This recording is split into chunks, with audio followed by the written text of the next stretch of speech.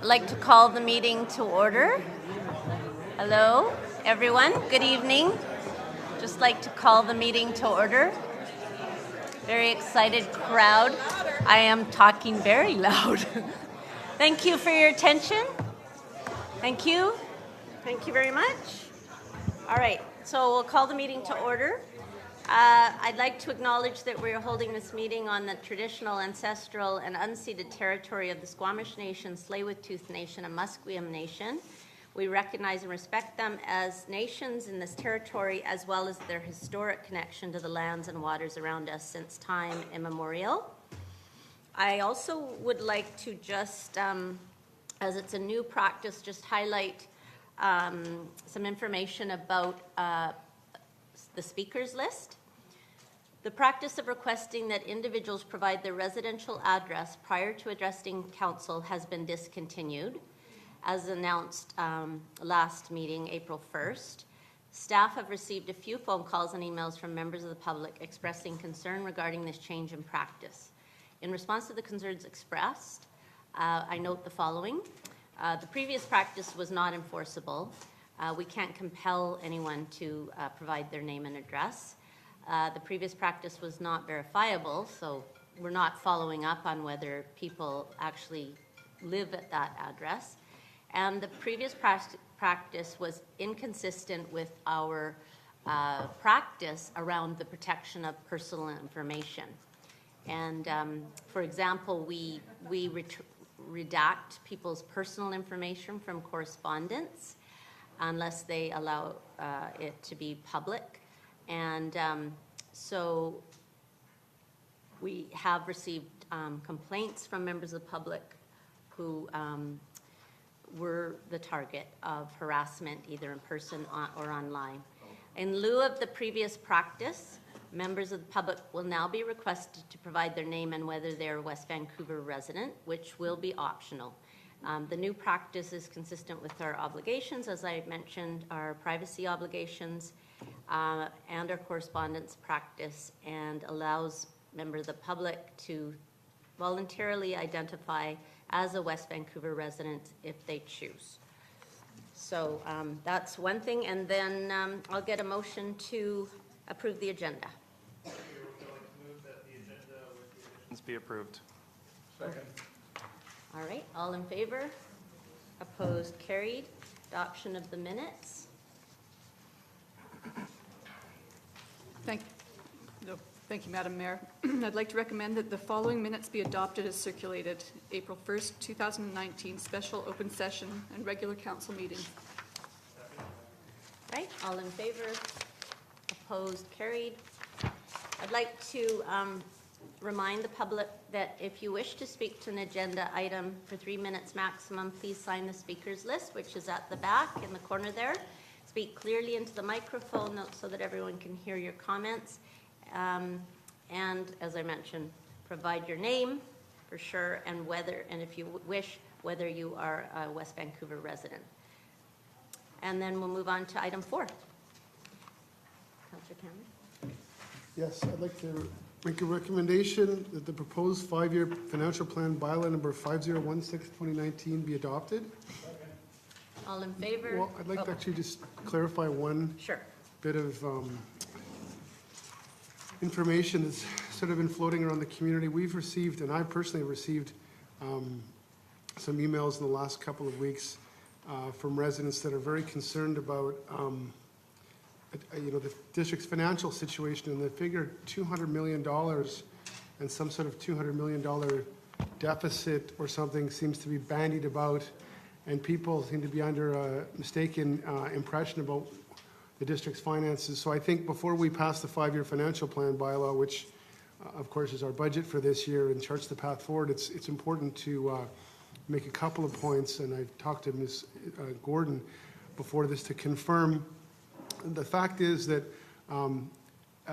we are now, as of this year, putting away annually enough money to maintain our capital assets, both our buildings, our sewage infrastructure, and our drinking water infrastructure in perpetuity. There's a $15 million gap over the entire period, which basically represents a fire truck or a couple of other small expenditures, relatively small expenditures, that $15 million gap has to be made up over the next several years, or we have to defer some maintenance. But apart from that, those 3 years where we're slightly over the amount we're putting away, we actually have a sustainable financial picture. And this has been the result of work that's started before I was elected and has now culminated in this situation. We're actually in good financial situation compared to almost every other municipality. And what we have done is taken an inventory of our capital assets, so we have an exact view of what the maintenance requirements are, whereas previously in this municipality and many others, they actually just don't even have an inventory of what's needed. So there is no $200 million gap. It just doesn't exist. The $200 million figure, I think, was bandied about as the possible amount of money that could be needed if the district was to pursue sort of all of the potential public facilities sort of ideas that are sort of on the drawing board or even in blue sky. So, for example, the Community Center Society has come up with a $60 million plan on the community center to renew the ice rink and so on. And the $200 million includes the money, the $60 million that we require to further that plan, even if there was no development on the site to pay for it. But of course, the community center decided Blue Sky Vision actually proposes to build housing to defer those costs. And it's important to note we've made no decision to go ahead with any such project on the community center, and there's no need to do so. So the point is, the $200 million deficit doesn't exist, and we actually are in, I would say, relatively good financial situation. And I note Mayor Smith, whose specialty was finances and is a fiscal conservative, presided for 7 years, and would frequently say that he was quite satisfied that we've been put on a sound financial footing going forward. So I think it's just important to bring that clarity. Thank you for that clarification. All right, so with that, we have a motion. Can I get all in favor? Opposed? Oh, Marcus is sure. Councillor Wong and Thompson. Thank you. I have a question for Ms. Gordon. Is she here? Thanks.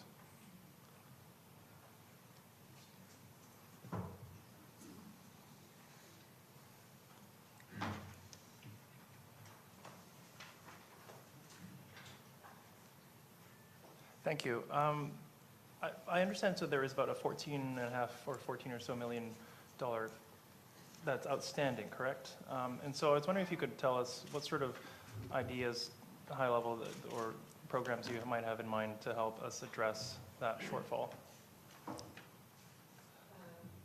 Your Worship, through you to Councillor Wong. Yes, the financial plan does identify the district's infrastructure deficit. That number is there because, as Councillor Cameron correctly said, we have actually done the work to inventory the assets, and also look at the required investment to bring them up to the optimal level. So we do know that number, and therefore the number really has to be represented in the financial plan. In terms of making up that infrastructure deficit, which is at about $14.5 million, there are a number of opportunities that council could look at related to potential land sales. They could also look at possibly repurposing some of the reserve funds that the district actually has in hand, or there are other opportunities, which I think the Finance Committee has asked for an entire list, and we would be providing that to them. And at the last meeting, council passed a motion saying they would like to be quite aggressive in terms of looking at all the possible opportunities. So staff have taken that direction to mean that all opportunities would be considered, including things that are probably quite unlikely, such as casinos, but that are used by other municipalities. So these things would be on the table, and the Finance Committee have undertaken to evaluate them and make recommendations to council. And I think that, in fact, the district will find that having identified this problem, there are solutions there, and hopefully they will be able to come to some conclusion to make this investment. So are you reasonably certain that we'll be able to make up that shortfall such that in future years we'll be on an upward curve, as it were, for the state of our assets? Your Worship, I can't predict, or, you know, I don't want to speak for council. This would be, what staff are going to do is present options, and those would be up to council to evaluate and choose from. But I am aware that there are at least 5 options to make up this funding, and hopefully one of them or some combination of them would be acceptable. And so, yes, I think that within 1 to 2 years from now, there will be a way to clear up this deficit. Thank you. Councillor Thompson? I appreciate that you've drawn out this number for us to identify and work towards, but I'm not as confident that the budget went as far as it could have this term. I would have liked to have seen a more robust attempt to mitigate next year's $10 million shortfall. I do feel confident that we'll have some options. I just wish we could have explored some of those for this budget. I just wanted to say that. Thank you. Thank you. The only thing I would add, just for clarity, and maybe Ms. Gordon, you can confirm this, that raising the asset levy is not a good way to make up this one time, or it's a lump sum over 3 years deficit, because that actually does put us above the threshold. So you wouldn't want to raise the asset levy going forward on a continuous basis. So this really calls out for a solution that's a one-time solution. Is that right? Yes, Your Worship, that's correct. Also, raising the asset levy would produce a certain amount of additional funding, but certainly nothing close to $14 million. And in the meantime, the assets will continue to deteriorate. So this is a one-time investment that needs to be made. And the solutions that staff are coming forward with would address it in that way. Thank you. All right. Oh, Councillor Soprovich? Ms. Gordon, it's my understanding that there is a shortfall, and that shortfall will be made up in the ensuing 2 to 3 years or more, and that rather than push for an expansion this year in the percentage of what we would charge, you in fact stated that we could look at it next year and the year after. Am I correct? That's correct, Your Worship. To you, Councillor. That's exactly correct. And based on the 5-year, next year and the year after will bring us then in line to where we should be. As long as the one-time investment of $14 million is made, then that will take care of this problem. And then what does the future look like to you financially in relationship to the asset levy going forward past year 3? Your Worship, through you to Councillor Soprovich, the asset levy is currently at $14.5 million, and that is the best number that we have at the time for the amount that it should be. Now, if the district take on new assets, or something very unfortunate, like for instance what's happening in Paris right now, happens to any of our assets, that number could change. But based on the information that we have right now, the district is, the asset levy is at the level it needs to be, and would not have to go up very much, if at all, in future. Thank you. Thank you very much. Seeing no other speakers, I will call the question. All in favor? Opposed? Councillor Thompson and Wong opposed? Carried. Item number 5, proposed highway facilities development cost charge reserve fund expenditure bylaw.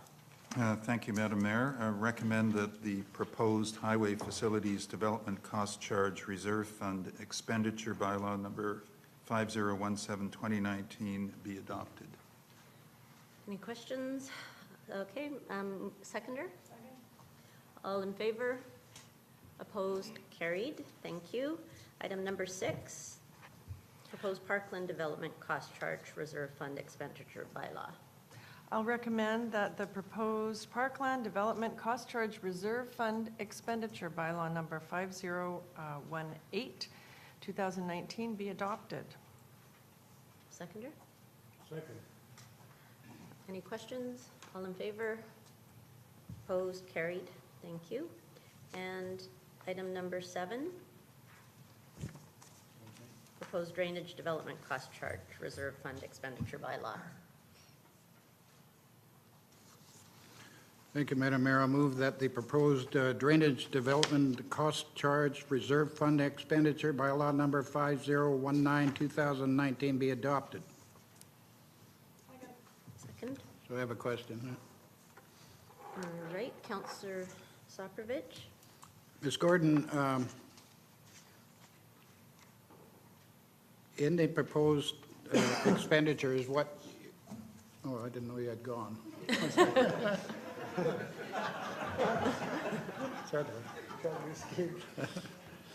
In the proposed expenditures in these different reserves, what is actually taking place that they are severed from discussion for the future? Like it will just move forward and be paid whatever the expense is?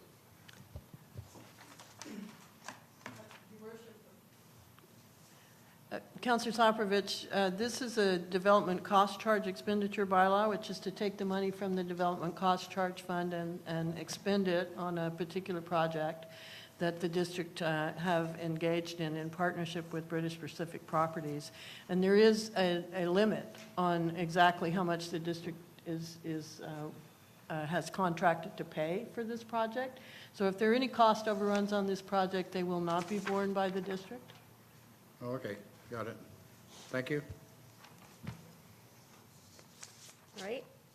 Any other comments? All right, I will call the question. All in favor? Opposed? Carried. Thank you. Item number 8, and we have the staff report.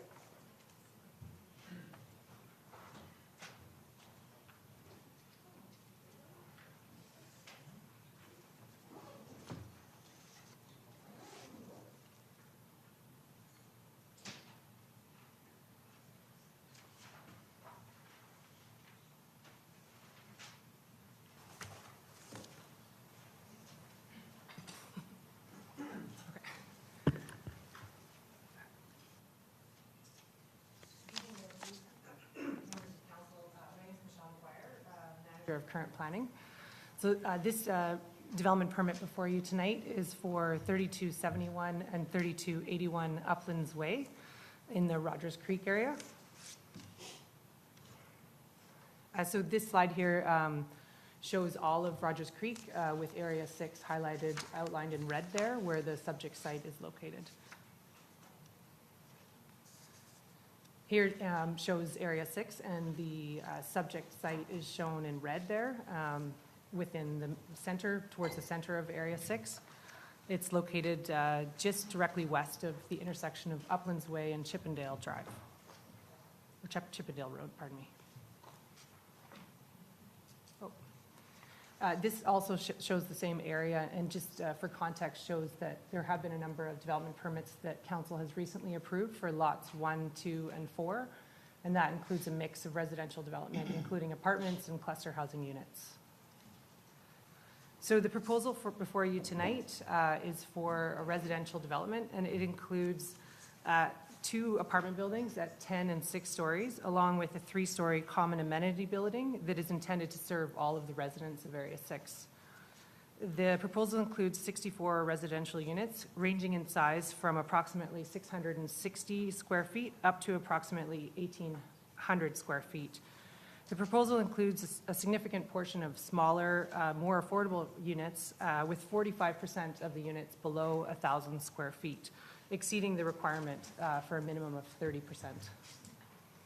The proposal includes 133 vehicle spaces and 141 bicycle spaces. The applicant has requested minor variances for the front yard setback, calculation of height, and maximum retaining wall height.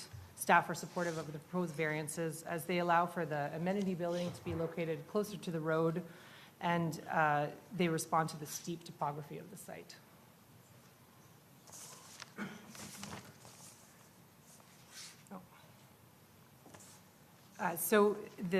This shows a slide, shows an image of the proposed development, and the architects have designed the proposal to work with the topography of the site, with the 10-story building located at the lowest portion of the site, stepping down towards the intersection with Chippendale Road. The residential buildings have been designed by Ramsey Warden Architects to take advantage of views to the south. Whereas the amenity building, located at the far right portion of the slide there, was designed by a different architecture firm, Saunders Architecture, with a distinct modern design, setting it apart from the residential buildings, signaling its importance for all of residents in Area 6. This slide shows the residential lobby area for the 10-story building. And it just shows how the proposal engages with the Uplands Way, with the entryways for the residential buildings, along with townhouses located that provide pedestrian-friendly streetscape across from the cluster housing approved across the street on Lot 2. This shows an image of the proposed amenity building. It's 3 stories, and it also provides for pedestrian interest along Uplands Way, with the modern design, including its terrace and entry area. In the interim, while Area 6 is being developed, the intent is for the first 2 levels to be used as a presentation center for the whole of Area 6. The upper level would be used as a fitness center as soon as it's developed. Once the temporary presentation center has concluded its use, the entire building would be turned over to residents of the whole area. So this slide shows the landscape plan with the intent of connecting the site to the surrounding development sites and the forest beyond. You can see here that there's a green roof proposed for the amenity building and then solar panels proposed for the roofs of the 2 residential buildings. The Design Review Committee reviewed the proposal on its meeting at November 29th, and it supported the proposal and passed a motion recommending that the applicant address specific issues reporting back to staff. And so those included looking at the pedestrian access to the residential building of the 10-story building, looking at site-specific stormwater management, street tree planting, and then looking at the design of the 6-story building to look at ways to reduce the apparent length of the building. As well, they asked to look for staff to consider how the long-term management and operation of the amenity building would work.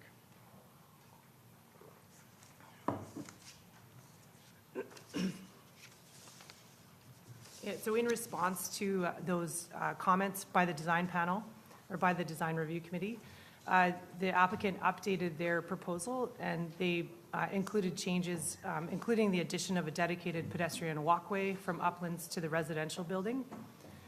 They also included further explanation of the proposed stormwater retention ponds on the sites and in the surrounding area. And they proposed the addition of street trees along the edge of the site where possible.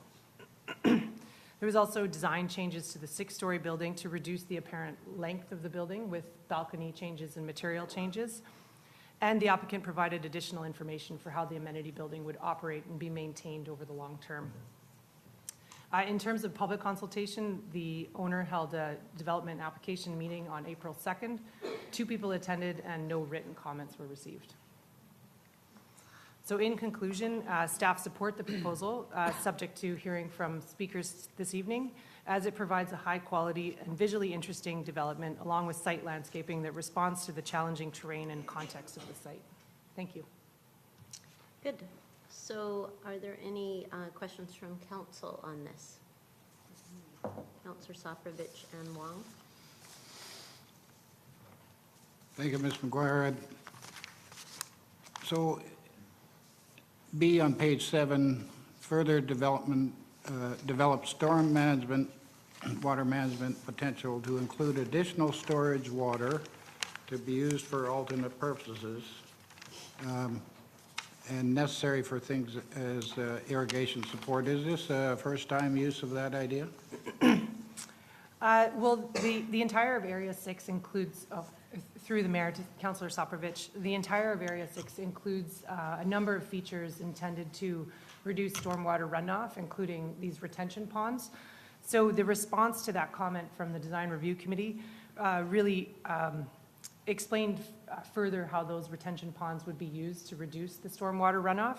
They did look at the possibility of reusing the water for fire suppression, but that was seen to not be really a workable solution for the water there. So, so it's not really a new initiative that's going to stand out, and if not, why not? And well, I guess for the question that the Design Review Committee put back to staff was, I think, focusing specifically on the site itself and wasn't really reviewing the wider stormwater retention management for Area 6. And so what the applicant did is in the updated materials they provided to us, they clarified that wider stormwater management plan that goes across all the sites, not just this site. So the retention plan areas, they would in fact, if they didn't percolate into the ground, what happened to that water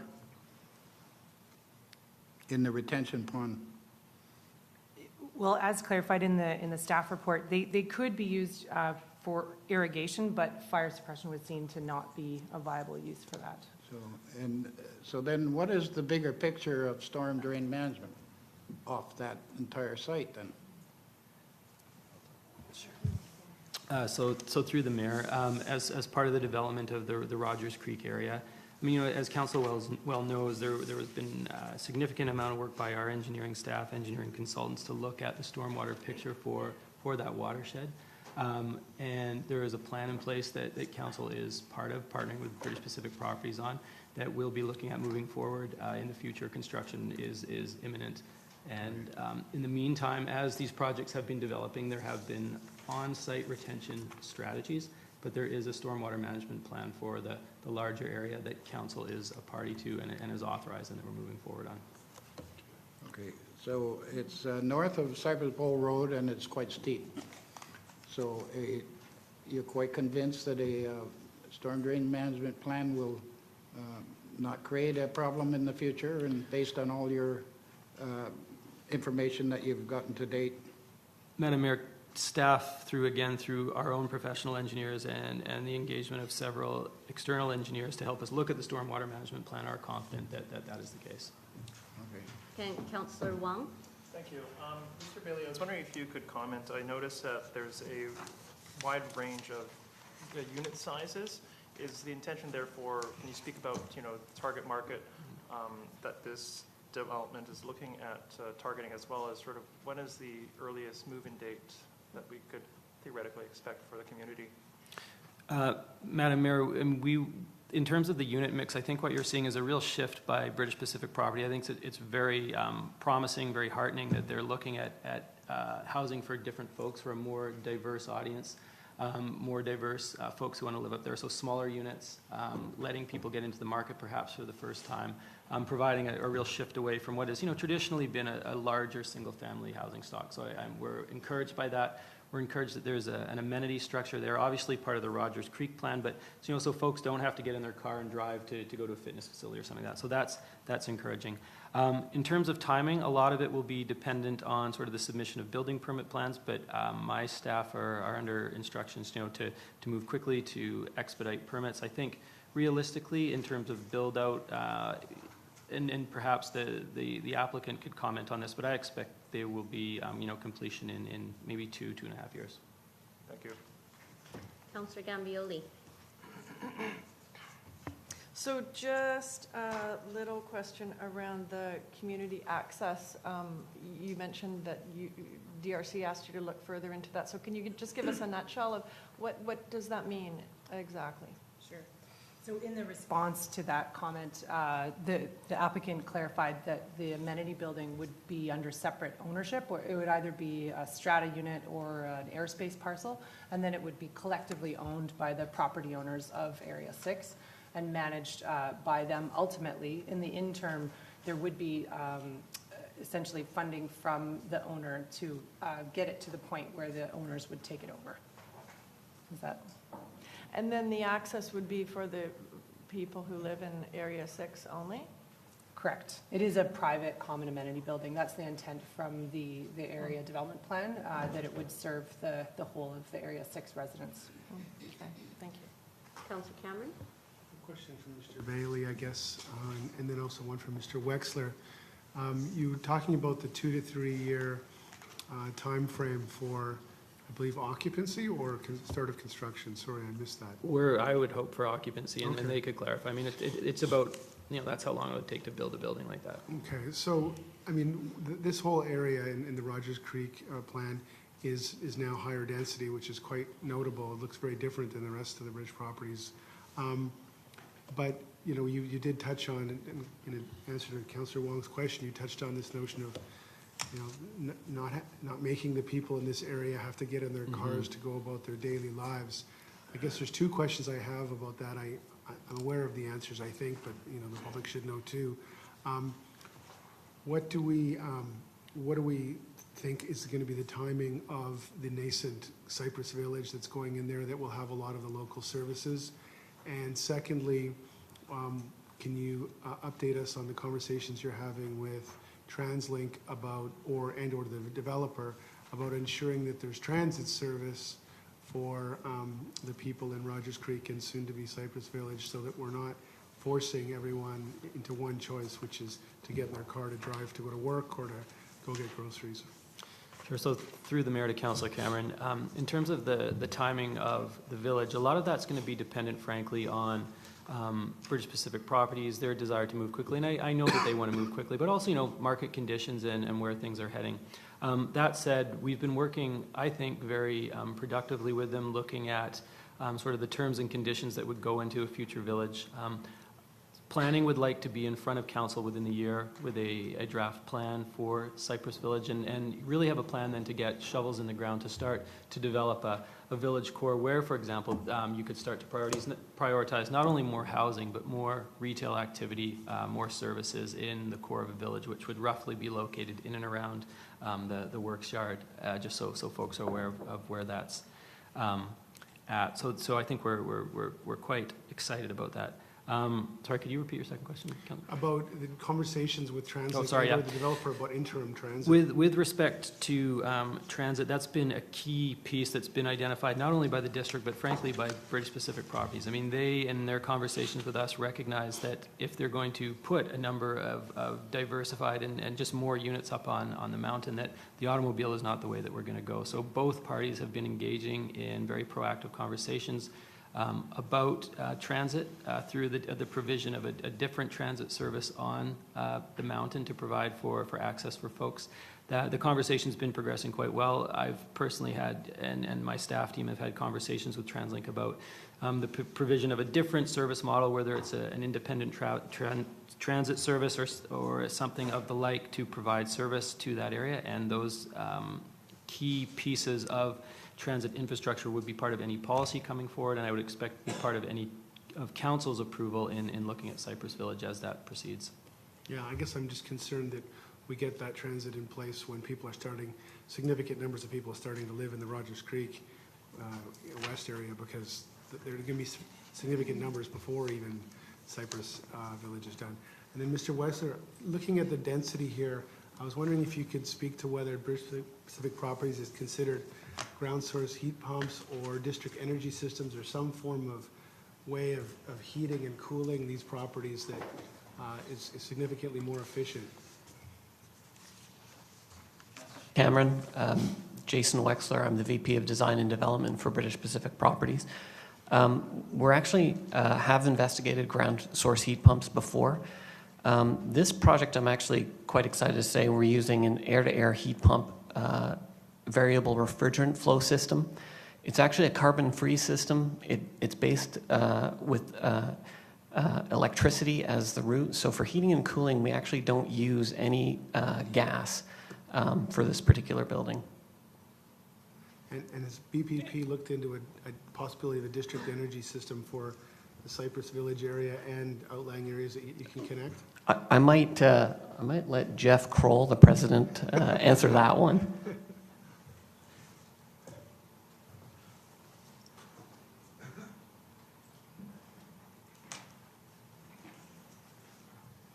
Thank you, Mr. Wexler.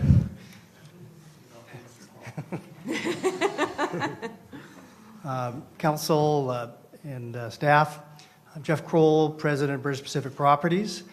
And through the chair, we have investigated district energy in the village. We're spending a lot of effort on energy systems and how we can get to be a low carbon or a no carbon community built on the hillside. And what we're finding is we're moving to more and more efficient buildings. District energy doesn't really work because you don't have the heating demands that you would normally have. So our initial findings is that we're going to focus on making buildings very efficient and using very efficient heating and cooling systems.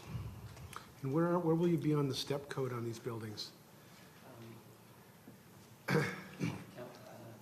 Councillor Cameron, the step code right now, we're performing at step code level 2 for this building.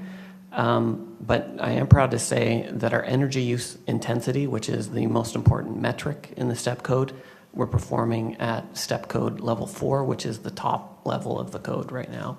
And we're doing so by using this VRF system, which shares heat between spaces that have different cooling and heating needs, and prioritizes refrigerant to the right location where heating is needed. And then secondly, this project also has a 49 megawatt solar PV system, which greatly contributes to the energy usage on site. And it will be the largest on the North Shore, and it will surpass the Courtney, which is under construction right now. Well, that's really good to hear. Thank you very much. Thank you. Thank you. We do have a speaker, Mr. Field, Tom Field, signed up.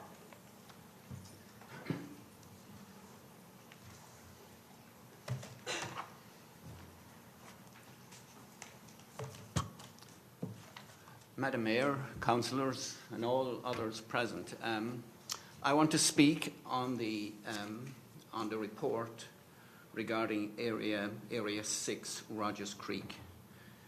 I cannot help every time I look up there, up on the side of the mountain, the amount of stripping that's going on for the development. Now that's fine, I'm not against development. The one thing, when I read the report, I looked at how stormwater management was described in it, right? And the design review people, they flagged it pretty well, actually. And however, I do think in regard to stormwater management in the district, the creeks, which are the main conveyance channels, are underestimated and undermanaged. And I'm not sure, Ms. Gordon actually, what value is put on the creeks in the organization of the assets. But I do want to say that I was very disappointed with what was in the report regarding the way the stormwater was being managed in this development. I know Ms. McGuire talked quite a bit about the amount of storage and retention. It wasn't shown on any sketch or drawing. In fact, one of the disappointing things about the report was the stormwater management details were shown in, I think it was in Appendix H. And Appendix H, and I'd ask you all to take a look at it. It's on page 134 of the report. And it is just one small sketch showing two natural creeks crossing the development. and very, very little information on the details. So what I would ask is that the development not be approved until a full integrated stormwater management plan for that neighborhood, based it on the principle of based on lot, neighborhood, and catchment, and that a full integrated stormwater management plan be prepared for the development, and the object of which would be to control the outflow from the development and to take care of the downstream creeks in whose catchment I live. Thank you. Thank you. Mr. Kroll, are you able to comment on the stormwater management plan for this development and beyond?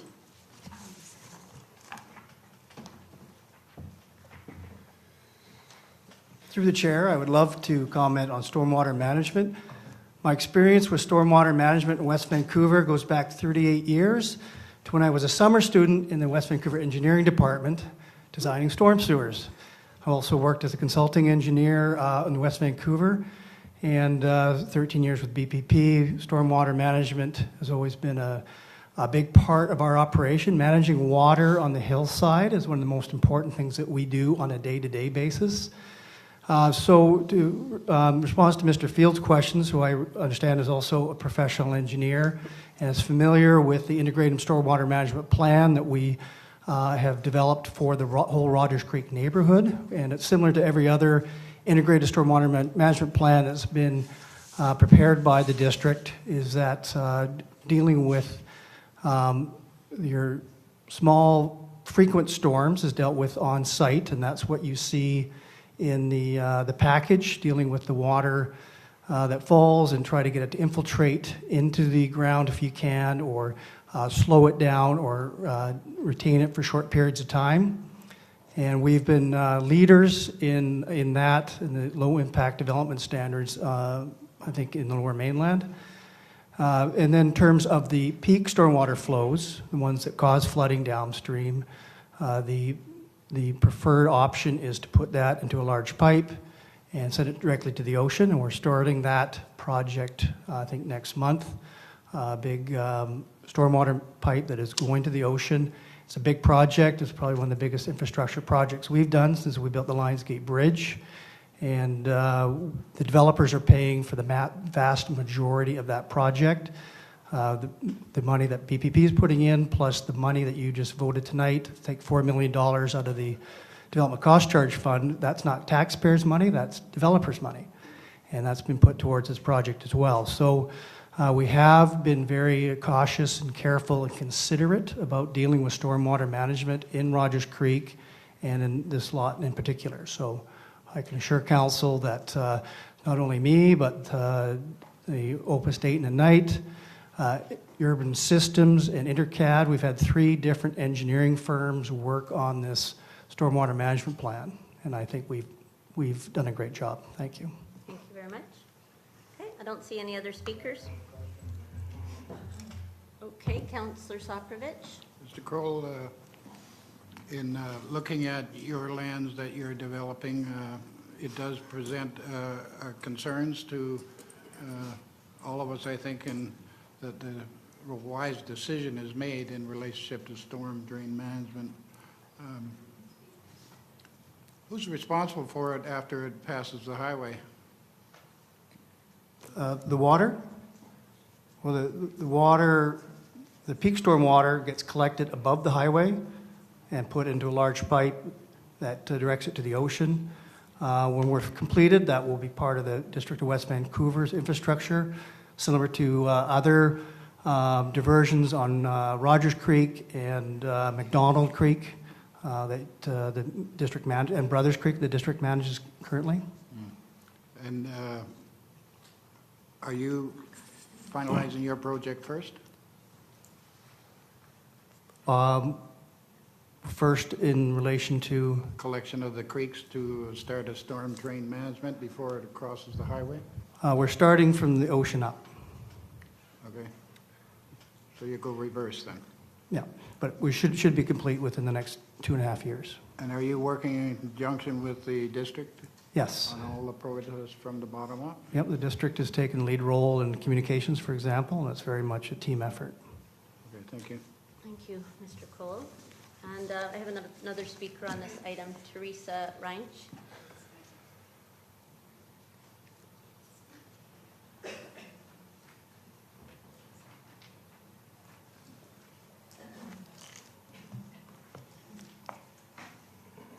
Go ahead. It's all right, you're going, I guess you can respond. We should clarify one thing. We talk about Rogers Creek.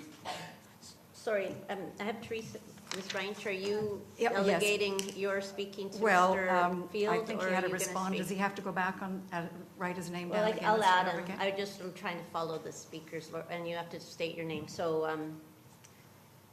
All right, it's me, is it now? yes. All right, Therese Reinsch, I live in West Vancouver. I've actually read through the proposal, and it mentions an integrated stormwater management, but perhaps better should be mentioned an integrated rainwater stormwater management system. There was lots of references to sustainability and natural systems, a mention of rain gardens, low-impact development for rainwater, bioretention trenches, etc., with higher flows going to the West Mount Creek. I assume that's on the west side, east side, I'm sorry. Then there was also mention of wetlands. I guess that would be discharging on the east into the Cave Creek. And at this point, I'd like to make reference to the Five Creek Stormwater Flood Protection Project, which actually will affect me. So I think that this project will have major impacts on the community, because originally I was told there was a 3-meter drainage pipe was going to be installed under the roadway from the Upper Levels Highway to the foot of 31st Street and onto the Burrard Inlet. I think now somebody has told me that it isn't 3 meters. In fact, it's 1.8, or at some point it could be 3 meters. And the problem here, I think, is there's been a lack of communication with the community. In fact, my neighbor who lives next door to me hadn't a clue about this until I told her about it. So I think there's some issue there. The thing that I think is disturbing is that the excavation will be curb to curb, apparently. Current utilities will have to be relocated, and rock blasting will perhaps be required to accommodate this large pipe. So, I mean, there'll be certain traffic issues as well, but that's not my concern. I think my concern is that I don't know if there are any wetlands or if there are any rain gardens below the Upper Levels Highway in my area, which would be sort of Altamont and Westmount, et cetera, in those areas. And I know that Mr. Fung, in fact, was involved in the Water Sustainability Action Plan and rainwater management for BC in 2007. And it occurs to me that blasting and putting a big pipe does not sound very eco-friendly. And I'm thinking perhaps there might be an alternative, and that's what what I'd like to say tonight to Council. Thank you very much for hearing me. Thank you. It sounds like you're, and I'm not sure, but it sounds like you're talking more about the Five Creek Stormwater Project versus this particular I item. think, well, as I understand, what's happening is that the creeks up above will be diverted, and for which I understand you still don't have permission from the province. Maybe I'll just plant that with staff to be in touch with you, because that, I think, that's a more general question than this item that's before us. Don't you think that makes, I think that's where the water's coming from. They're going to be putting a pipe under the Upper Levels Highway and then diverting the creeks, and it's going to affect me? No? Mr. Bailey? Madam Mayor, we'd can- be happy to follow up with the speaker. I think that's a great idea. But just to clarify, the diversion is for water that is in those peak periods, right? So that's when it occurs. There still is a lot of room in the developments and in the plan for on-site retention. And that's part of the strategy, as Mr. Cole said, like when there's just your normal rainfall event, you are going to have some on-site retention. But as we looked at it, again, the series of professional outside engineers and our engineers believe that that conveyance of those larger scale peak events is best addressed through the Five Creeks project as we're recommending and as is approved by council. Thank you. Now, Mr. Field, are you speaking to this item again, or are you? I'm speaking to the item, to the to the report, actually, even though, if I may say, 2 of the creeks that cross this development are 2 of the 5 creeks, so they are intertwined. You cannot separate the 2 of them. In all deference to Jeff, right, the reference to Brothers Creek, things have changed a lot in stormwater management since that time. And there is such a thing as modern stormwater management. And this, what is being proposed in this case, is not modern stormwater management. I want to come back to the actual topic tonight, though, and for all the staff and everything, all I'm asking for is, for this particular development, an integrated stormwater management plan consistent with the requests of the design review people and everything else. So I have seen nowhere where the amount of retention is indicated on any maps or anything. Can you respond to that, Ms. McGuire? Or Mr. Bailey? Or Mr. Kroll? And then we'll move to the next item. Madam Mayor, so based on the information in the package, staff feel that the information is sufficient for the application to proceed. We think that the development permit and the development permit before it, the subdivision development permit layered with this development permit layered with any conditions that may be part of any building permit approval, sufficiently deal with storm water on the site. Okay, thank you, Mr. Field. I don't see any other on this item, so I'll move, get the recommendation on the floor. I'd like to move that the submissions be received for information. Seconder? All in favor? Opposed? Carried? And I'd also like to move that the DP as presented be approved. seconder?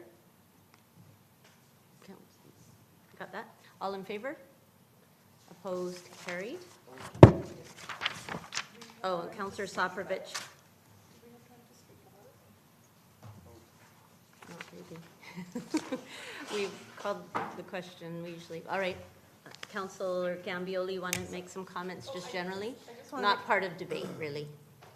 No, I just Okay. wanted to make a short comment, which is that I really appreciate the sustainability features of this proposal. They're getting better and better. Lots of solar panels and the heating systems. Really impressed to hear about that. I just note the irony that there are 133 parking stalls in this development, which will definitely be used by people because there is no bus service and you're not walking to the store from there. And not one person is here to speak about the extra traffic that that's going to generate, as opposed to, you know, recent developments that we have talked about, which are actually right at bus stops. And people have been here and sent us emails by the hundreds to say we shouldn't, you know, support those developments because they're going to create traffic. Anyway, this will create traffic and no one's concerned about it. So I just note that irony. That's all I have to say. All right. Moving along then to item number 9. Thank you, Mr. Bailey and Ms. McGuire.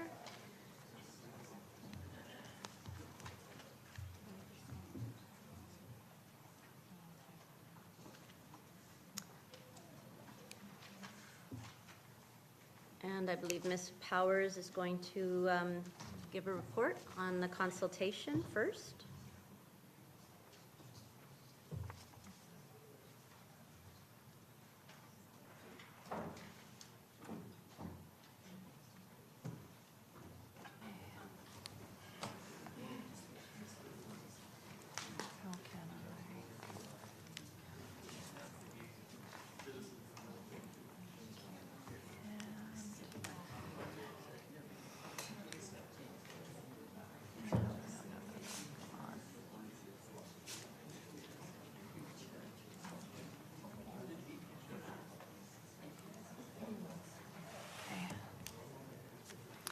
Thank you.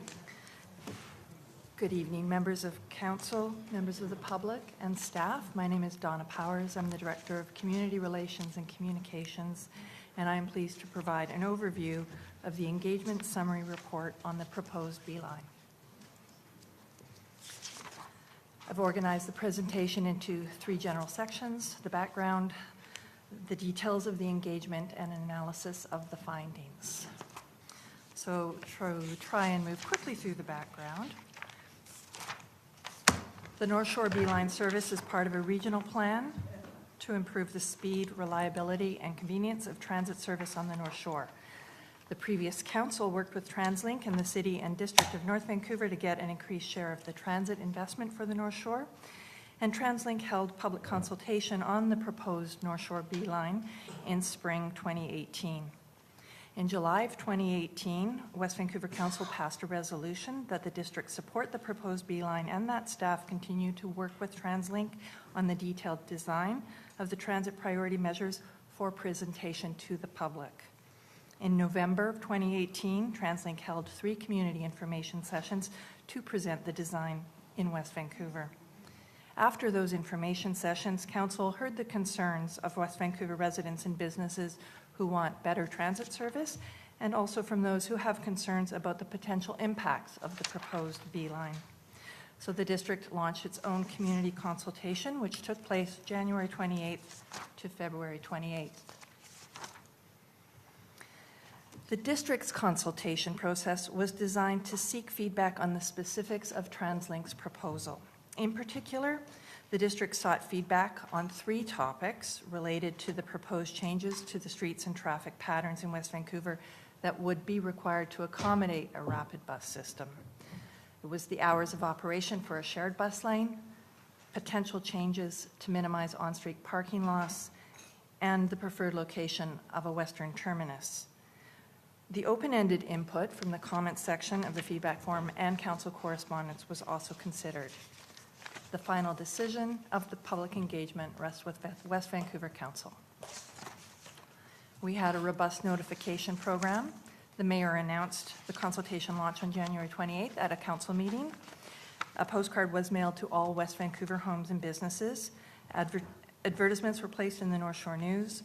Print materials were distributed at the Senior Centre and Municipal Hall, and upon request, including postcards, the postcard, packages of information materials, and paper feedback forms. We conducted a social media campaign that included Twitter, Facebook, Instagram, and LinkedIn. We launched an engagement website, West Vancouverite. The Beeline page had a total of 7,800 visitors. Of those, 1,200 visitors participated, 2,800 visitors opened documents and became informed, and 5,800 visitors we count as aware, having visited and read but not interacted. There was also a direct email campaign for specific stakeholder groups, including residents or businesses along the proposed transportation corridor, as well as seniors, youth, and persons with a disability, for the purposes of inviting them to a stakeholder meeting. Subscription lists from eWest newsletter and the West Vancouverite Beeline subscribers were also used to send out information regarding the consultation. The engagement methods. There was a package of information materials and a feedback form that were prepared to provide information and facilitate public input in a variety of ways. We held 12 small format stakeholder meetings to allow groups with similar interests to have information presented to them and then participate in a facilitated question and answer period. The same information materials and feedback form were available online. The information materials and feedback form were distributed in person to the general public at meetings and were available for anyone who asked for them at Municipal Hall. We held a community meeting with a large format of the information materials, as well as handouts. A question and answer period and feedback forms were collected. We also conducted a telephone poll using the same consultation topics as the feedback forms with a random sample of West Vancouver residents. And correspondence to Mayor and Council received during this period was analyzed and summarized for purposes of the report. The stakeholder meetings were open to anyone, but were generally made up of groups with common interests. Staff took detailed notes at these meetings and then summarized those notes into key themes, which are recorded in the report for each meeting, as are the themes from the community meeting, which was held on February 21st. The results from the consultation topics on the feedback forms were tabulated with the report function in West Vancouverite. Those results are placed side by side in the summary report with the results from the telephone poll, which were tabulated by a third-party consultation company named Polara. The open-ended comments on the feedback form and council correspondence were carefully analyzed using the same method. Each input was read and the key themes were recorded. Each theme was then given a number. Every piece of open-ended input was given a set of numbers to identify each of the themes contained within it. The number of times a theme was mentioned was calculated and presented in summary tables from the highest number of mentions to the lowest. The same, as I mentioned, the same methodology was used for the council correspondence. The first 3 points of the consultation summary results, as recorded in my covering report to council, are the results of specific questions on the feedback form, and the graphs showing these results can be seen in the qualitative data section. The last point, number 4, is derived from open-ended feedback that was offered voluntarily and calculated using the procedure I just mentioned. So from the quantitative analysis, a majority of respondents agree that faster, more reliable transit service for east-west travel on the North Shore is needed. A majority do not support a shared bus lane through Ambleside and Dunderave due to concerns regarding increased traffic congestion. A majority do not support a terminus location past Park Royal due to concerns about impact to neighborhoods and schools. But from the open-ended inputs, the district should, there were more than 1,000 mentions, that the district should continue to seek solutions to improve east-west transit while addressing the concerns indicated. And that concludes the engagement summary report. But there's more. It's been noted that an exceptionally high volume of correspondence to Mayor and Council was received regarding the proposed B-line. 414 of these letters were received during the consultation period, and they are included in the engagement summary report. What's not included in the engagement summary report are 269 letters received during the period prior to the consultation and 477 letters received after the close of the consultation up until the end of last week, for a total of 1,160 letters to Mayor and Council regarding the proposed B-line. Up until the end of last week, my staff and I applied the same practice to categorize the themes and summarized them.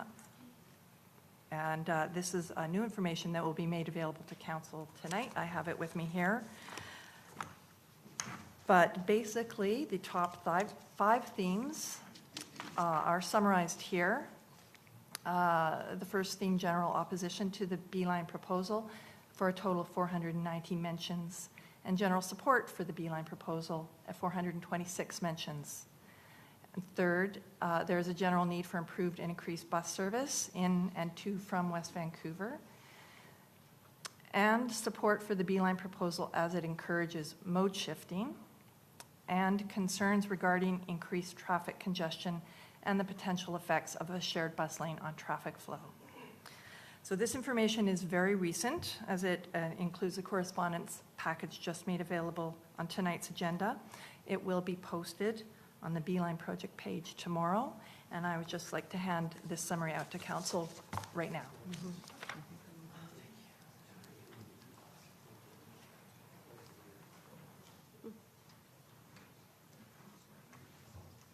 Thank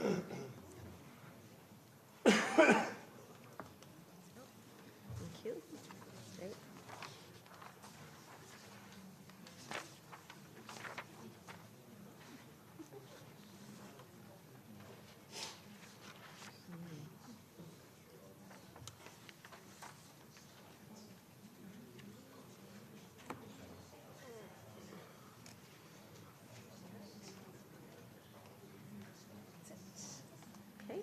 is that the report?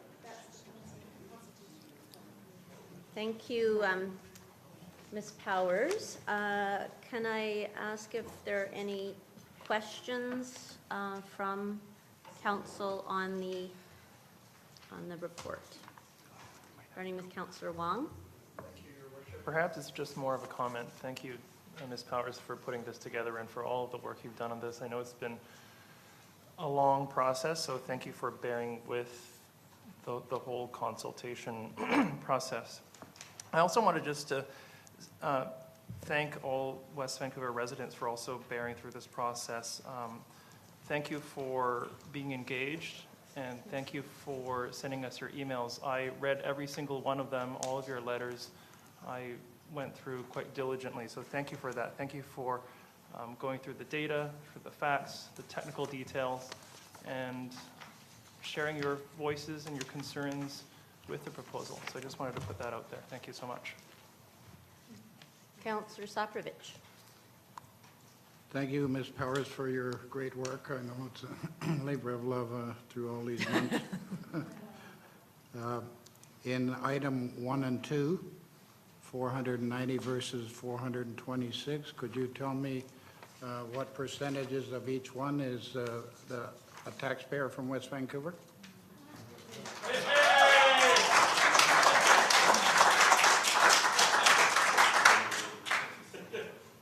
Having just analyzed this up until the end of the day prior to this meeting, no, I have not had the opportunity to do that.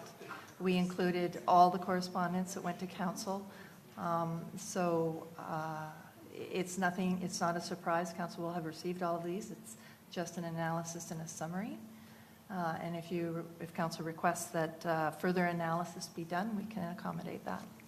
And could I remind the people in attendance today that we want to keep the tone respectful and safe in the room. So I understand people want to clap, but no jeering or laughing or rude comments or anything like that. So I would ask everybody to respect that. Thank you. Well, Madam Mayor, I don't mind people objecting to it. I don't know how somebody in Kamloops would really have some pertinent information about the North Shore and their traveling habits. Do you have a question, Councillor Saprovich? Well, I got a reply, but I'm not satisfied with that. All right, so any other questions at this point? Well, sort of questions, comments. Fair enough. You know, I think it's not a surprise that I don't think any of us are under any illusions that most of the people who wrote in from West Vancouver or who took part in the consultation process were against the Beeline proposal as proposed, and that there was a significant number of people from the region who wrote in to urge us to proceed with it as part of a regional transportation network. I mean, I don't think there's no need to belabor that too much. It's quite evident, and in particular, I think it's borne out in the more detailed consultation that we did. You know, Councillor Wong rightfully thanks staff for their participation or for their work on this and for pulling together all this information rather painstakingly. And I want to echo those sentiments. And I also want to thank, and I'm not pandering, but I want to thank the public for the amount of time that's been spent on this. And I want to make a very clear point that it's people on both sides that should be thanked and appreciated for their feedback. There was a lot of people in the community who were concerned about it, who did a heck of a lot of work, on the ground work, counting buses and putting together reports and trying to get information because what they were being told didn't jive up with what they perceived to be the reality. So there was a lot of people who sent us in very thoughtful, carefully reasoned, constructive feedback, and it's appreciated. And I think also for people who have been involved, who either visit West Vancouver or work in West Vancouver or are just care about the climate or the regional transportation system, or climate change, sorry, or regional transportation as a general matter. The people who did take the time to write in and voice their sentiments, and some of them made, particularly a couple of members of our community, made some very, very heartfelt and well-reasoned and also persuasive arguments in favor of the B-line. And quite frankly, I don't think it really behooves us to start drawing lines between who should be listened to and who shouldn't be listened to. It's not a matter of totaling up the arguments on for or against. It's a matter of looking at the substance of the points made and weighing those and giving weight to them. And so I do want to thank everyone who participated, and I want to and I do think that although there are some in the community that think that those outside shouldn't voice their opinion about what happens in West Vancouver, we're all on the same planet and we all live in the same region and we're all using the same transportation system. And West Vancouver needs people from outside West Vancouver to come and work in our businesses and to frequent our stores. And we need the rest of the region. I work in Vancouver, and my kids all swam competitively, and so I definitely made my voice known when there's a discussion about a 50-meter pool at Harry Jerome. Now, technically, that's none of my business, I suppose, because I'm not a taxpayer that's going to have to pay for it, but it certainly impacts my life. So I think we'd all be best served to try to listen to each other and listen to the substance of each other's messages,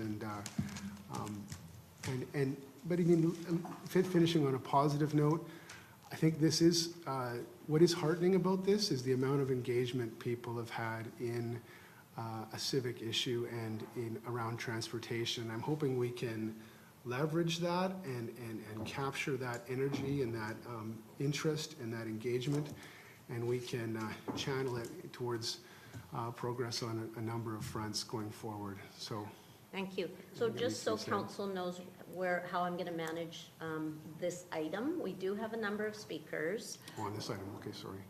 On this item. So this is only to receive the report right at this point. So I'm going to ask that the motion be put on the floor to receive the consultation report. I will get to the speakers around next steps, and I have some preamble around that. So anybody that signed up to speak on this item, I'm breaking it into two parts. We're only on receiving a report right now. So I will ask if there are any questions, but I would like to get, just so we follow our proper process, I would like to get the motion on the floor, and then people can make further comments. It's a small thing, but I'm trying to stick to a plan. So, Councillor Thompson. Thank you, Madam Mayor. I'd like to recommend that the proposed B-line service for the West Vancouver Community Engagement Consultation Summary Report dated April 2019 be received for information. All right, so Councillor Cameron. So, okay, so now further comments or debate on the motion on the table. Councillor. No, I'm going to hear from the public on the second item, which is going to be Councillor Mr. Fung's report, because that's really dealing with next steps, and I also have some comments to just advise the public. So let's just finish this item first. Okay. This motion, sorry. And Councillor Thompson made the motion. Did you want to speak to it? Just briefly, and I wanted to reiterate Councillor Wong and Cameron and Soprovich, thank you so much for all your input. I know it's been exhausting for you, but it's been really helpful for us. You've been informative, you've been thoughtful, and I think we have a really good sense of what our community is all about. So thank you. Thank you. And then Councillor Cameron, you seconded. Do you have anything further to add? I made my yes, you did.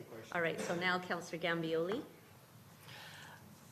So, yeah, I'll just say that, again, of course, we've had a lot of feedback, which is wonderful in the sense that we now have a very robust amount of feedback to use in the future in improving transit.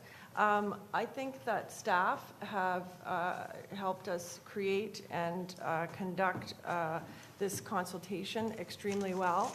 I think that the notification and the participation was more than sufficient compared to everything that we've ever done since I've been around. I found that despite the fact the CEC didn't support it in the beginning, the telephone survey was very helpful to the data set. And I think we were able to capture a really wide variety of the community. So that's what this kind of consultation is about. So it's all been done really, really well. I am really glad to see the number of people in this report that are concerned about climate change and about the modal shift from single occupancy vehicles to public transit. So that actually makes me feel really happy. It's obvious that from the feedback, that we need to continue to advocate at TransLink for more service of all kinds, more service also to Vancouver, more service on existing routes, and some creative solutions for perhaps new routes. I was surprised my interpretation is that the loss of parking is less important than I was led to believe. And it was interesting for me to note that there was actually more support for the terminus in Dunderave than there was support for the terminus at 21st Street. So it was interesting.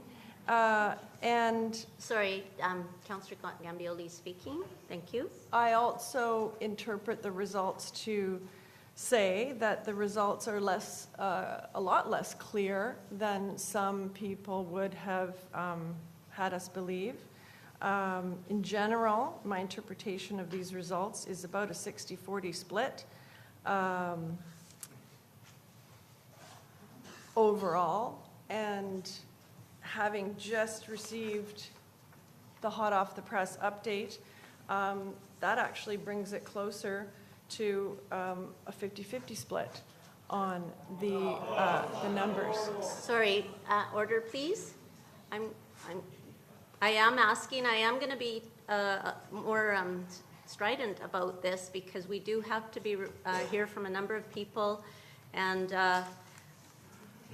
I don't want this to turn into an unfriendly, disrespectful evening. So let's just start it off. Otherwise, I will call a recess, and we'll be here later than we all want to be.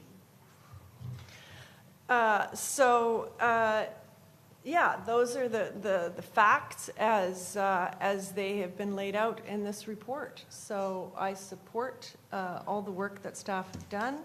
I thank the community and the wider community for being involved, and I will, of course, support this motion. Thank you. Councillor Soprovich. Thank you, Madam Mayor.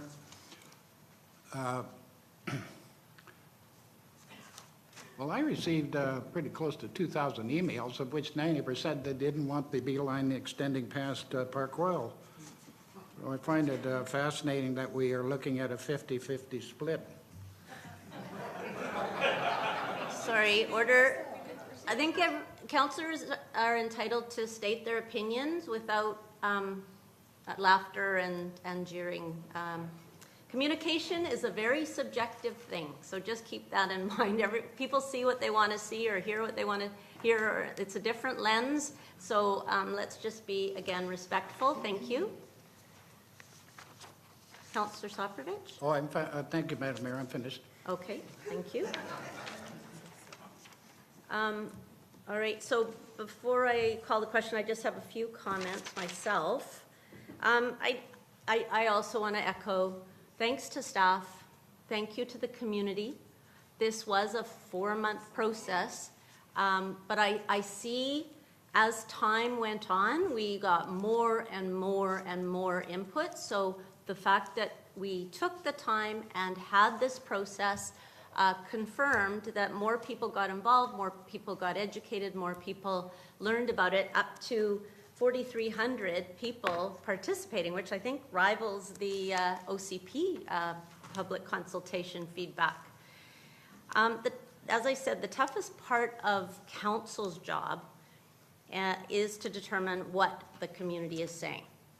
And all 7 of us are going to look at information differently, process information differently, and use our lens. But that's exactly what we're elected to do. It's not about counting up those opposed, those against. This isn't a referendum. What I found particularly interesting are the qualitative comments, what people were saying. Because, as I said, this is not a referendum. We were elected to make the decision, hear from the broadest number of people in the community, and that is what we're doing. I do note that 1,000 people did want to see, so there is this common ground, did want the district to continue to seek solutions to improve east-west transit while addressing the concerns that have been raised. So that was very heartening. I do believe that the majority of people out there are very open-minded, are very interested in being innovative. So, and they're willing to try stuff.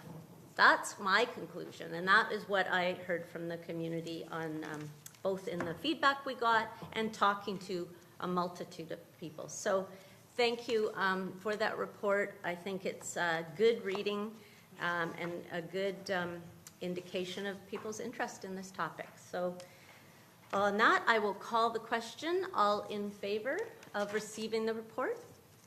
Opposed? Carried unanimously. Thank you.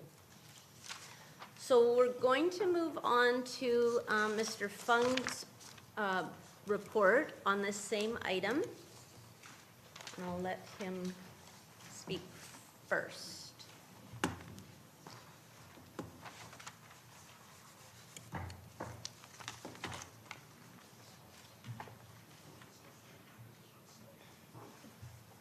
Thank you, Your Worship.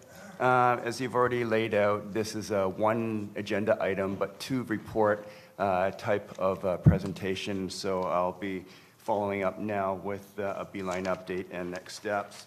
As I begin, I just want to remind Council that the purpose of the report here by staff to Council tonight is direct to the Council resolution that was carried on March 11th, 2019, in which Council directed staff to take a look at the Park Royal terminus and take a look at some options for that.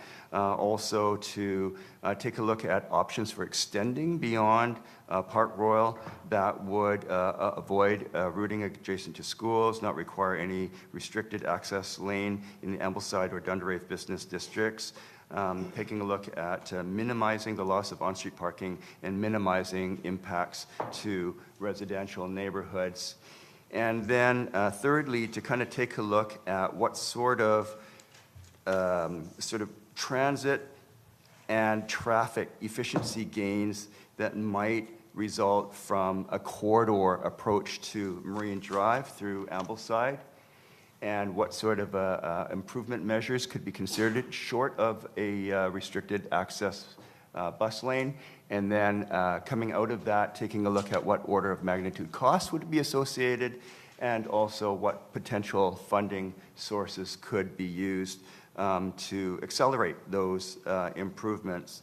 And so staff are here tonight in response to that notice of motion within the 30 days. You've heard the consultation summary already, and so I'll be addressing the remaining items from that motion. So on the first one, with respect to the terminus at Park Royal Shopping Centre, I just wanted to say in general that TransLink has some general terminus requirements for any location that they're considering for the end of a route. One is that you have to accommodate some sort of a bus stop arrangement, of course, for pickup and drop off. They need to have a relatively level layover space location, and that they also need a turnaround path to turn around the bus. And then, as we've heard also from TransLink in the past, there is also an obligation to provide a washroom for operators. So when we take a look at that, in conjunction with Park Royal Shopping Centre, we note that, first of all, that the turnaround for a potential B line could operate much the same as how the 239 bus goes at present, and that, in fact, that has been confirmed through a field test that was conducted by Coast Mountain Bus Company. And secondly, there is already an existing washroom facility nearby on the Park Royal Shopping Centre, and that could be used by the operators of the B-Line service. And then also that the arrangements that would legalize a turnaround where, in the same manner as the 239 does right now, it's already covered under existing agreements that TransLink has with Park Royal Shopping Centre. So many of those concerns and criteria have been considered and found to be feasible. I have a little blow-up of that little red square there in the next slide, and that's just to confirm that there's enough space at the bus stop right now to allow a B-Line bus, articulated bus, to stop at the rear of the exchange, much in the same location as where the 239 stops now. Again, it's been field tested and confirmed that it can pull in, and then after picking up, it can also pull out and cross the lanes of traffic into the left turn lane at the intersection, the at-grade intersection into Park Royal South. And once it turns around from the layover, it can continue on eastbound on Marine Drive and stop at the bus stop that's there now, that's currently used for the 239 around where Loft and Sephora is on the South Mall side. And so in the eastbound, it's pretty much unchanged.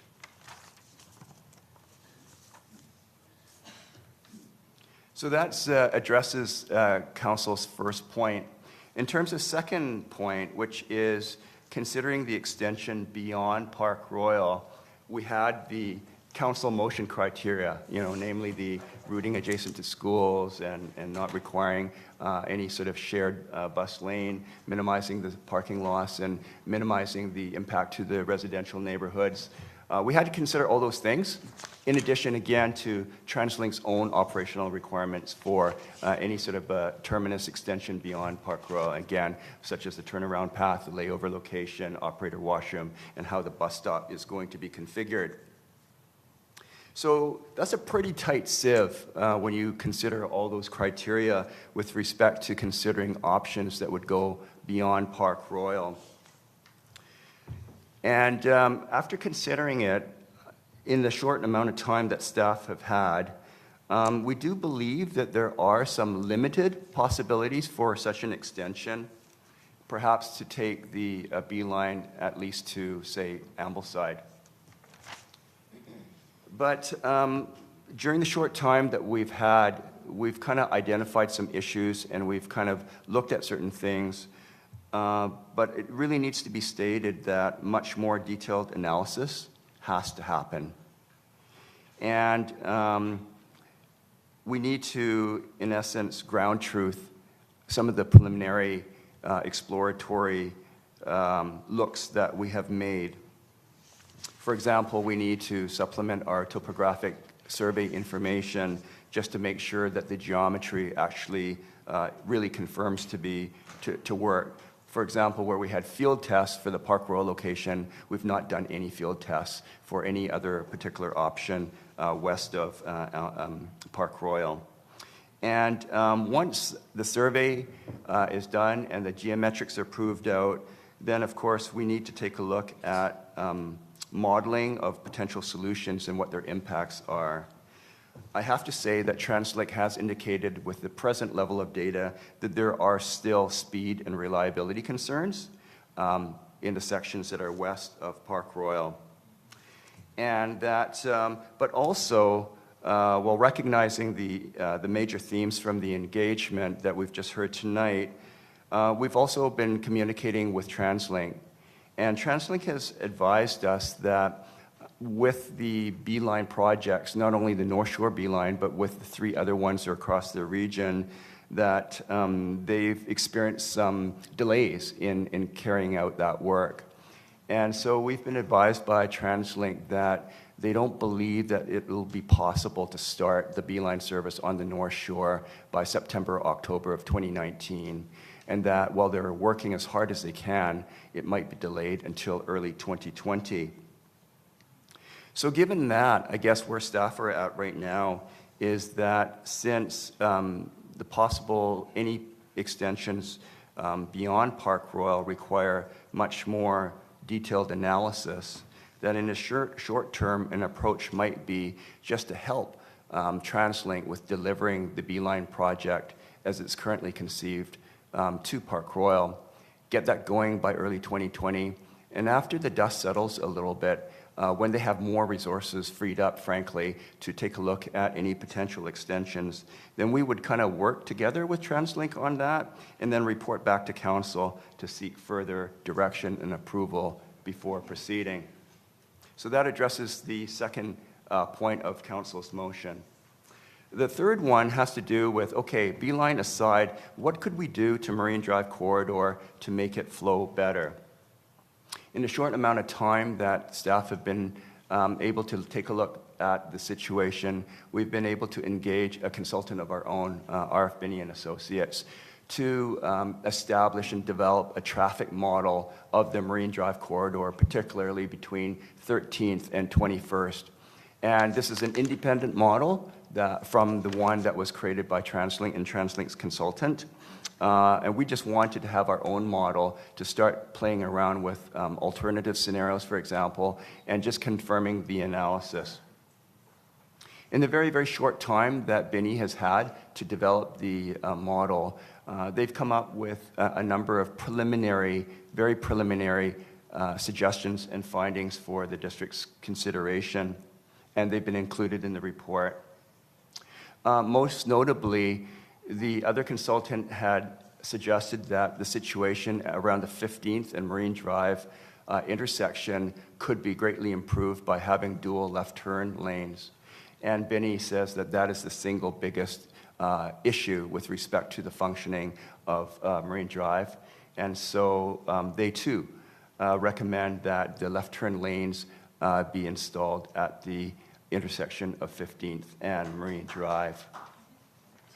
Furthermore, they have some minor traffic controller upgrades at 14th and at 16th and at 17th that would help with the coordination of the traffic signals. And also what they've suggested is that the parking arrangement on Marine Drive is frustrated by people trying to parallel park, get in and out of spots. And more efficiency would result if we were to paint the pavement markings with the standard stall lengths to guide people to know exactly where to park. Because when people try to park and they hold up the whole line of traffic behind it, and even if they're unsuccessful and they move on to another parking stall, they've had the impact of delaying the traffic. And so while marking of traffic stalls is not necessarily a direct traffic flow improvement, it does actually assist with that. And then finally, as an interim measure, they also suggest that the peak PM restrictions that we have currently now at 14th and 16th and 15th, that at the very least we need to consider extension of that time restriction. Currently it's 4 to 6 p.m.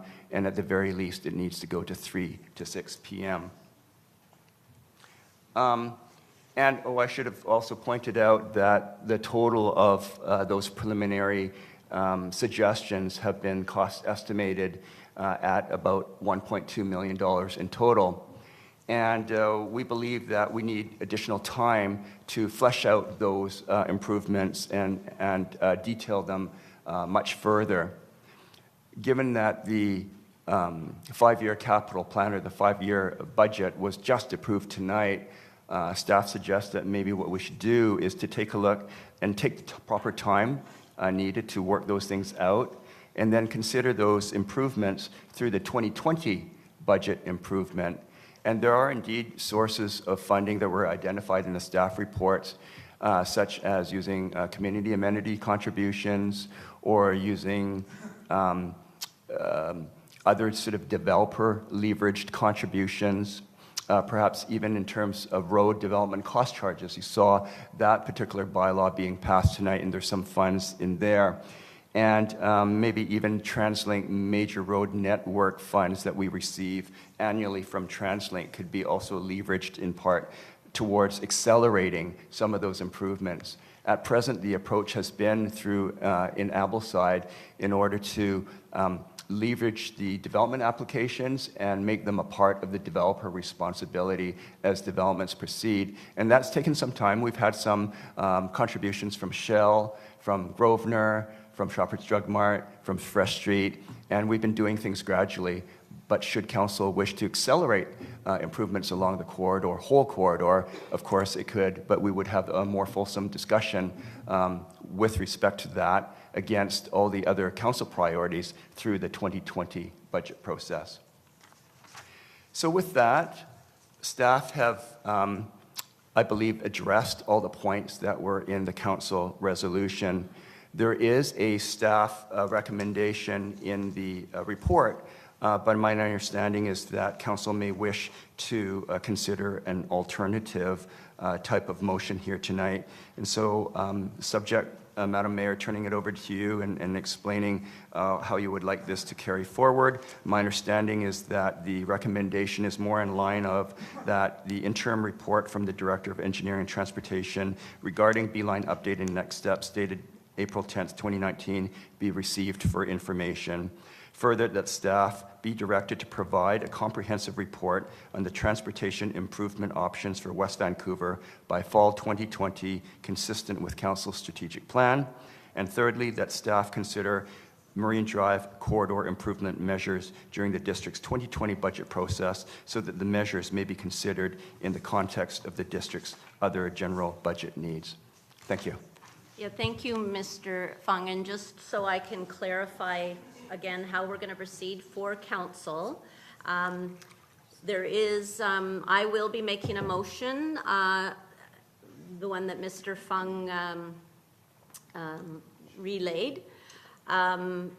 There are no immediate consequences to that motion. Receipt for information, transportation improvements by the fall of 2020, and as part of the budget process in 2020. So no immediate consequences. The March 11th motion continues to stand. Thank you for the interim report in that regard.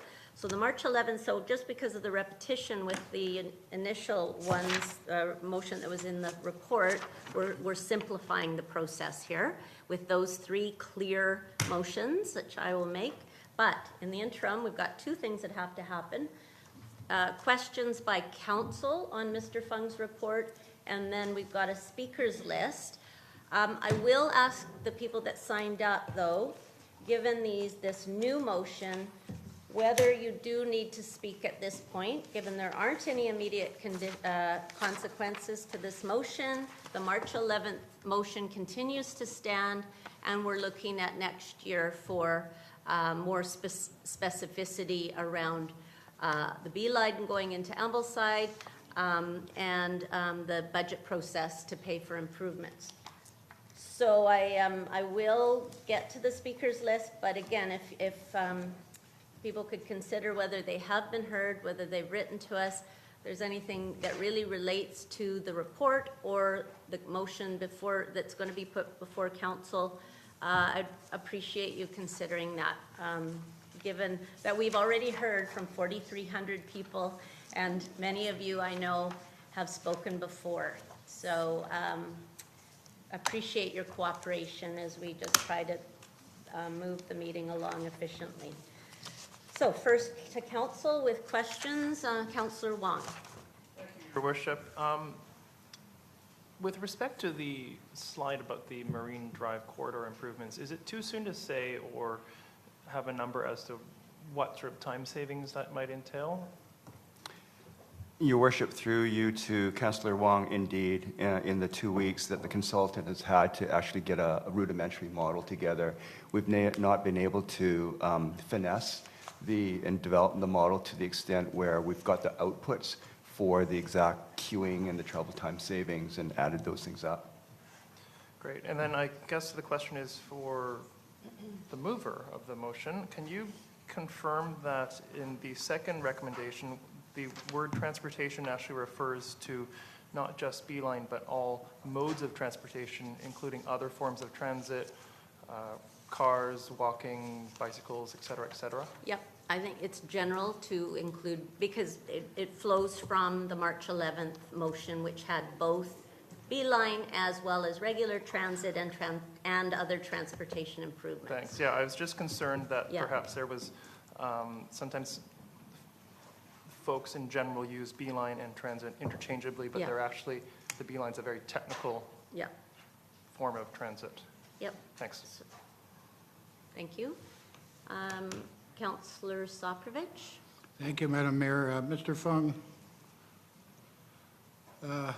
in your summation, you drew some parallels on the existing from 11th to 13th.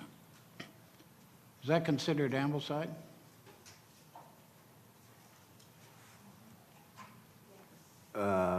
In what respect, Councillor Soprovich? In relationship to any Beeline coming into Ambleside? Your worship, if I understand the question correctly, if the Beeline terminus were to be extended beyond Park Royal and it got into, let's say, the heart of Ambleside, being 14th, 15th, 16th, somewhere in that vicinity, then indeed it would have to go through that section from Pound Road, let's say, to 13th in order to do so. Okay, so just so I'm clear, so that would mean a complete rendering from 11th to 13th? A complete, sorry? A complete rendering? Design. Design, new design?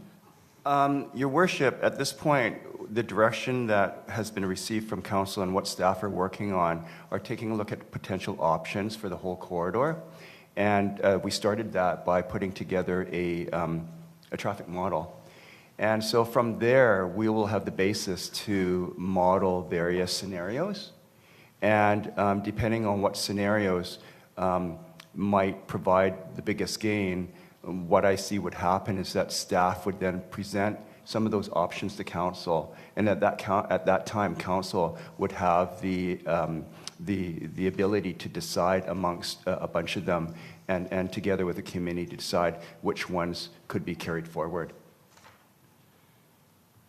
Madam Mayor, I might add that that corridor cost over $1 million with the central span and the crossover at 11th and the oil separator and the wetlands that we did for Selway Creek along beside Pound Road. And it was quite evident that that was a very important decision as an entrance to West Vancouver. I certainly would hope that we would look at that as a favorable situation in the future. Yes, thank you, Councillor Soprovich. We're not going to presuppose any outcomes at this point, and you'll have an opportunity on several occasions once we hear from staff next year on some options to give your feedback. Thanks. Councillor Cameron. Councillor Wong asked my question, I'm sorry. Okay. All right. Councillor Gambioli. So just quickly on your list on page 7 of your report about the measures that would be potential works, how would you end up prioritizing those? You know, if there's not much budget, what would we fall back on to prioritize those just in general? Your worship, through you to Councillor Gambioli, as I described in the report, the approach that's been taken by the districts so far is that when a developer comes forward with a particular development, they need to complete a traffic impact study. And that as a result of that traffic impact analysis, there's certain works and services that are deemed to be connected to the particular development. And we've been using that mechanism over the years in order to try and get the upgrades that are necessary to the corridor. So for example, on the Grosvenor in the 1300 block, they've contributed funds towards signal upgrades both at 13th Street as well as 14th Street. And then, of course, they have also been responsible for all the frontage works, say on Marine Drive, on 13th and 14th on Bellevue, so on and so forth. And so that's, through redevelopment, is how we've been improving the corridor up till now. And we can continue that. Alternatively, council also has the prerogative of saying, well, that's not going fast enough. We would like to really accelerate that, and we'd like to put some of these other monies of the districts towards accelerating that, and staff would be pleased to consider that and bring a package forth to council. So then my question is, there's 1, 2, 3, 4, 5, 6, there's 8 potential works. If we decided to do that, how would you prioritize those works, is my question. I see. Yeah, I think in part, I tried to answer that with Councillor Wong's question. Once we get a more fully developed model, what we would like to do is see which improvements offer the best bang for the buck, so to speak. And like I mentioned, the dual left turn lanes at 15th seem to be a priority, even at this preliminary stage. And so, for example, that could be one of the ones that would rise to the top as a higher priority than, for example, some of the modifications, let's say, at 18th Street and 19th Street. Okay, thank you. Thank you. Councillor Cameron? I just had a question arising out of Councillor Gambioli's question. So, this is for Mr. Fung. So we're going to look at these traffic upgrades or improvements in the fall, starting in the fall, this fall, as part of the 2020 budget process. Binny's recommending, as you've identified, and this is interesting, eastbound and westbound left turn lanes at 15th and Marine.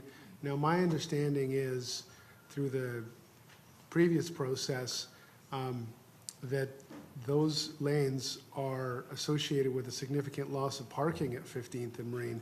So this is sort of an interesting, that this arises again. Now we've got a tension between something that would relieve car congestion on Marine Drive and parking in the Marine Drive Business District. So I'm assuming that will have to be taken out to the public because that's a trade-off.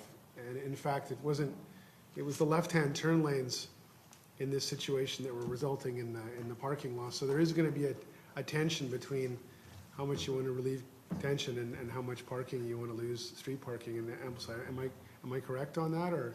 Yes, Your Worship, that is correct. There's a dilemma in that in this particular improvement, if you do want to improve traffic flow, it does come at a cost of parking loss in order to switch the lanes. And so, yes, there has to be some trade-off if indeed we want that improvement to continue. So, you know, I guess just anticipating that that's going to be a difficult decision or dilemma for the community to resolve. We're going to have to plan as maybe an adjunct to the budget process, a particular sort of dedicated consultation sort of process for these changes, because they can't really be lumped into whether we're going to buy a new boiler for the library. I mean, That's correct, Your Worship. Okay, good. All right, Councillor Wong again. Thompson. Oh, sorry, my list doesn't, did you? I retracted. Yeah. Oh, wow, we're moving quickly. Thank you. Mr. Fung, I was wondering if you could comment on this transportation improvement plan, if you will, that, you know, and these suggestions.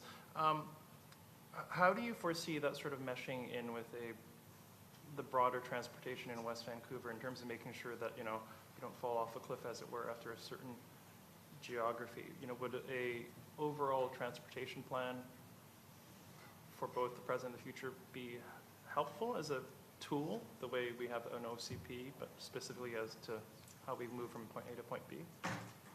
Your Worship, through to Councillor Wong, the traffic model that the district wishes to develop is being done over a number of phases. One of the comments that came about during the B-line consultation was a fear that as a result of congestion along Marine Drive, that cars would wish and desire to take alternative routes. And so what we want to do with this traffic model is to also include the parallel routes that are, say, one up, one down. And so while we started off with Marine Drive being modeled, we want to model also Bellevue. And in some respects, we may want to model parts of Clyde, for example. And so then we can kind of see exactly that if we do one intervention on Marine Drive, exactly what the impacts might be on adjacent streets, so as to address the situation in a more broad and comprehensive manner. Sure, but I suppose when I was meaning, like, outside of this project, is it helpful for us to do similar sort of studies in West Van, or does that, yeah? Your Worship, if I understand the question correctly, staff have been guided by policy, including the development of a strategic transportation plan that was completed in 2012. And then more recently, we have had the in-step work that has been done jointly with the two North Vancouvers. And so as such, some of the more broader connected impacts with the North Vancouvers should be considered along with the district's consideration, because we cannot just be an island in and of ourselves, and we operate much more as a North Shore region. So what I'm saying is that the 2012 Strategic Transportation Plan, it is actually on the staff's work plan to kind of review that, and then to sort of dovetail some of the broader things that are going on in InStep to see whether we can provide an update, so to speak, of the Strategic Transportation Plan in 2019. Thank you. All right. Any further questions before I go to the speakers list? I just want to add, just for the public's benefit, and we're following up on Councillor Wong's point, we're going to be publishing our strategic objectives, strategic goals and objectives, in other words, Council's strategic plan for the next 18 months. And improving mobility is one of the 6 items. And they support implementing InStep, improving public transit, updating the strategic transportation plan, improving neighborhood traffic and safety, improving school traffic and safety, and diversifying and expanding active transportation options. So there's 6 objectives under that goal that are priorities for council. So that sort of fits this in with that process. So thank you, and that's what Mr. Fung was referring to around his work plan. All right, so keeping in mind my preamble that this isn't really, there aren't any immediate consequences tonight, I will go to the list that has been developed. We've got about, I don't know, 10, 20, 30 people signed up. So you're perfectly welcome to tell me you no longer wish to speak as I go through the list. Nathan Davidowitz. And then Wing Wing Fung will be next in the wings. I didn't intend that. It just...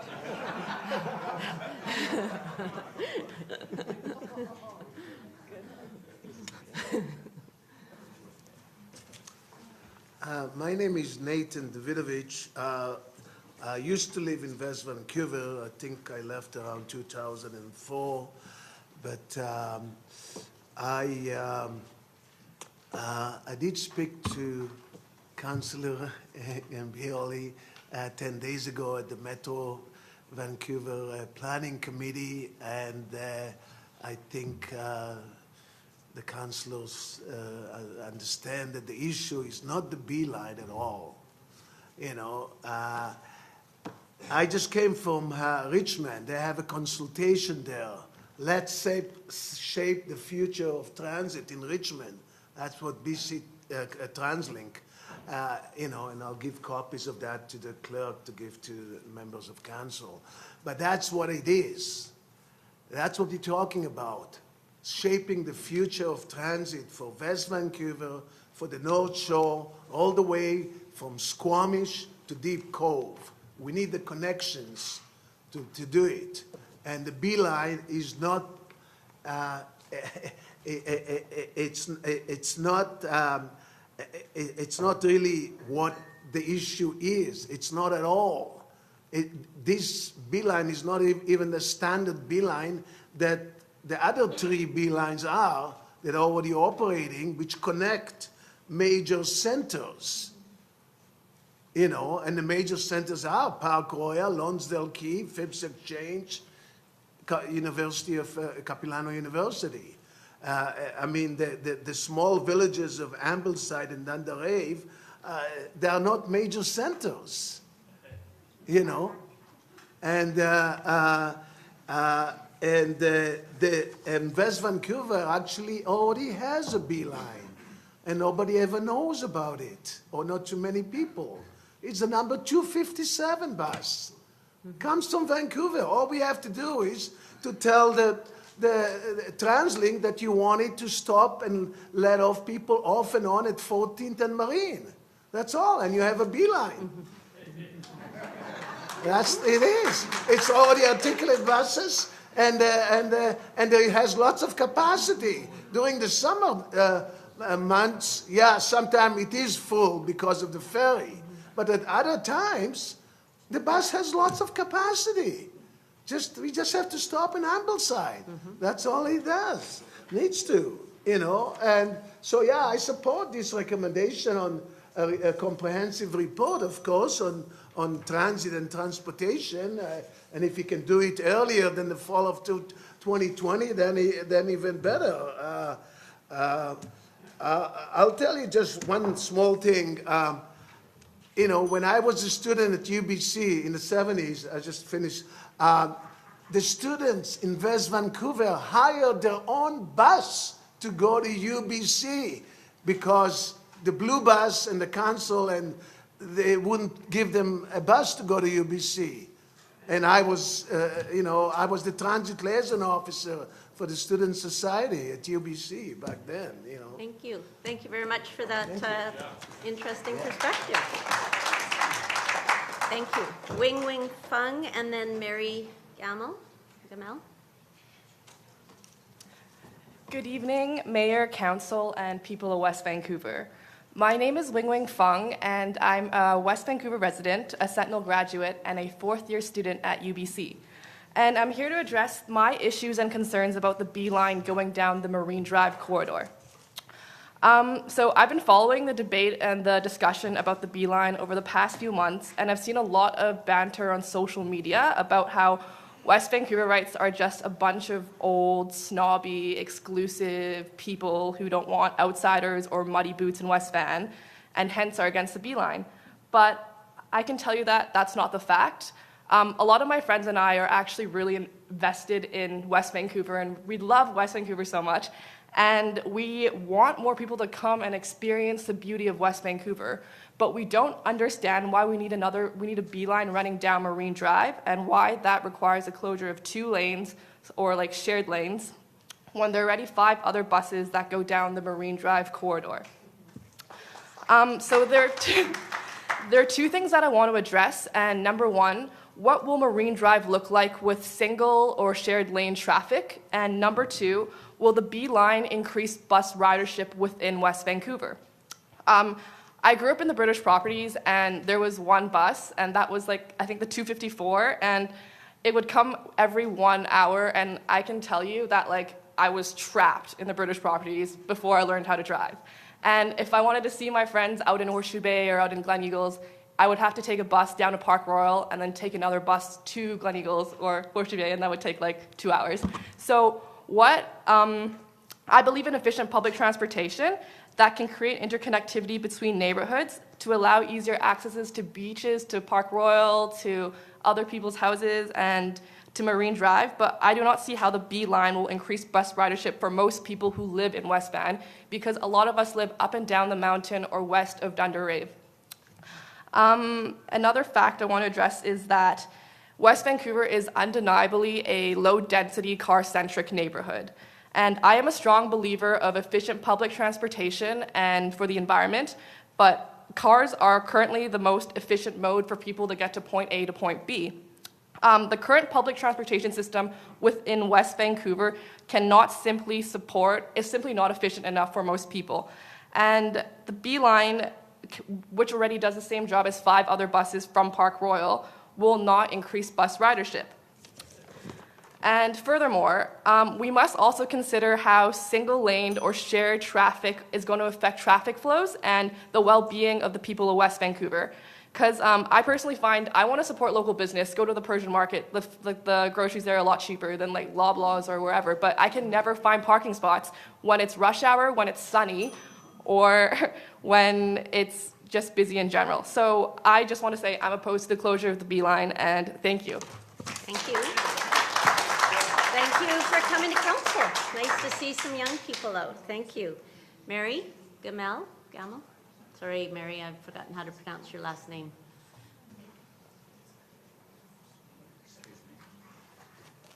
Good evening, Madam Mayor and Council. I will make this very brief. I won't read it all. I found it was very sobering to hear in the federal government's climate change report released on April the 1st, 2019, that Canada is heating up at double the average rate of the planet. And it is likely that the majority of this warming is caused by human activities like burning fossil fuels. Northern Canada is heating up at almost 3 times the global average. West Vancouver is not immune to climate change. The effects of climate change are already being experienced here. I'm skipping to the end. Thank you. Can West Vancouverites look Greta Thunberg, the 16-year-old Swedish schoolgirl who started the first school strike for climate action, can we look her in the eye and say that West Vancouver has turned down the proposal of improved public transit in the name of keeping the comfortable status quo and turning a blind eye to climate change and its impact on future generations? West Vancouver has been offered improved transportation in the form of the B line. We in the West Vancouver community need to embrace this opportunity. Thank you for coming. Thank you. And Judith Brooke.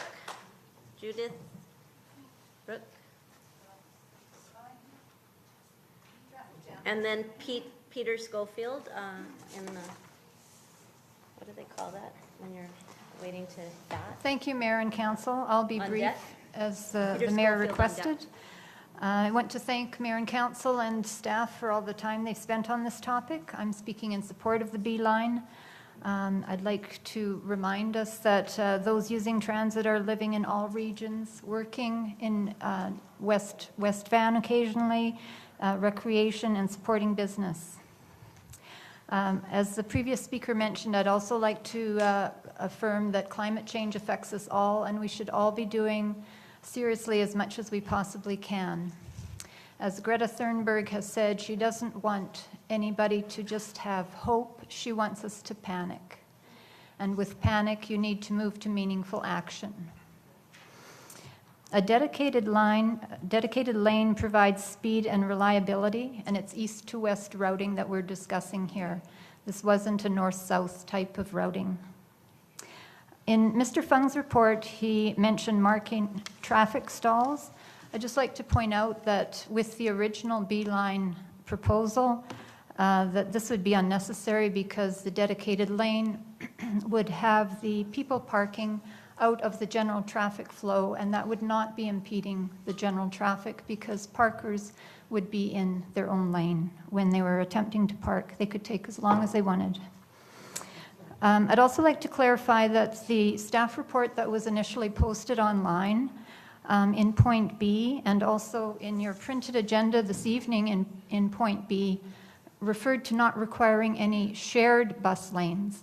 However, tonight it was corrected in Mr. Fung's online description up here. It referred to not requiring any restricted access bus lanes in Ambleside District.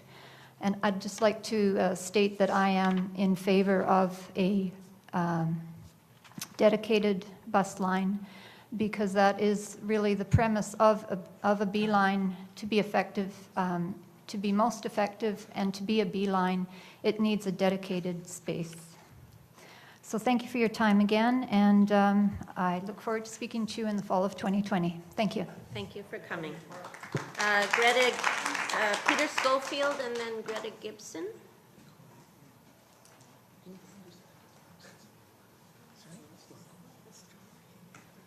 So can you, he gets it. Thank you very much, Mr. Cave. Thank you, Mayor and councillors. Peter Schofield, 30-year resident of West Vancouver. I'd like to comment. Sorry, there's, Mr. Schofield needs to speak. Can everybody be respectful? Thank you. First comment on the consultation process and report. I would have liked to have seen the option of 14th Street as a terminus being included. And perhaps then it could have been considered as a terminus, initial default terminus instead of Park Royal. Secondly, on Mr. Fung's report and the next steps, the binning, these all sound very good, but it's just moving more traffic through Ambleside more quickly just means more pileup at the bottleneck at Taylor Way and Marine Drive. I think I sent you all a list of some of the benefits that, or those that would benefit from some of the efficiencies of the Beeline initial proposal out to Park Royal. But it seems that's not particularly going ahead right now initially. I'd like to talk about the how some of those that will actually experience a disadvantage to having the terminus at Park Royal instead of at Dunderave. Firstly, I'm just going to read these out. The community, due to continued traffic congestion and pollution from automobiles, including greenhouse gas emissions. So the community will be at a disadvantage. Taxpayers will not be able to take full advantage of Beeline funds that are being offered by TransLink. Car drivers will continue to get frustrated by traffic congestion and a shortage of parking spaces in Ambleside and Dunderave. Transit users in Ambleside and Dunderave will still have to change buses at Park Royal to get to Lonsdale and the Phibbs Exchange. Users outside of the Marine Drive corridor won't be as likely to see improved north-south connections from TransLink if this goes ahead. TransLink would be quite favorable to increasing that if the Beeline went ahead. Students from the Capilano University who live in Ambleside and Dunderave will have to change buses at Park Royal to access the rapid bus service from there. Ambleside and Dunderave workers from outside of West Vancouver who choose to use the Beeline will have to change buses at Park Royal to get to work. Parents who live outside of West Vancouver and drive their children to school in Ambleside and Dunderave will probably continue to do so. Cyclists who currently use the Marine Drive will not be able to drive more safely in priority bus lanes through Ambleside and Dunderave. Shoppers from North Vancouver will be even more likely now to shop in Park Royal compared to those shopping in Ambleside and Dunderave. Business owners in Ambleside and Dunderave will not be able to take advantage of the increased business opportunities that would result from improved transit coming into Ambleside and Dunderave. And finally, the integrated transportation planning project on the North Shore, I think, could suffer a setback. Thank you. Thank you, Mr. Schofield. Greta Gibson, and then John Miller next. Greta Gibson. Oh. Good to see you after many years, Greta. Madam Mayor and council members, this is my first time speaking, and I am obviously a longtime resident of West Vancouver. I have never had a driver's license, and that hasn't stopped me from pursuing my career goals, which tend to bring my job into downtown Vancouver. This is a very long commute for me. This is an hour and a half, including the time it takes me to get to the bus stop. A lot of this comes from distance, but a lot of this also comes from the fact that the roads are so congested that the bus is stopping much more frequently than it would otherwise need to. There is not a time in my memory when this hasn't been a problem with West Vancouver. This affects not just me, but people who work and study outside of West Vancouver and those who come into West Vancouver for their jobs and to see their family. I work on a TV show that talks about the housing market in Vancouver, and a guest we had on recently quoted, "What do you call a place where you live but are not mobile, you call that a prison.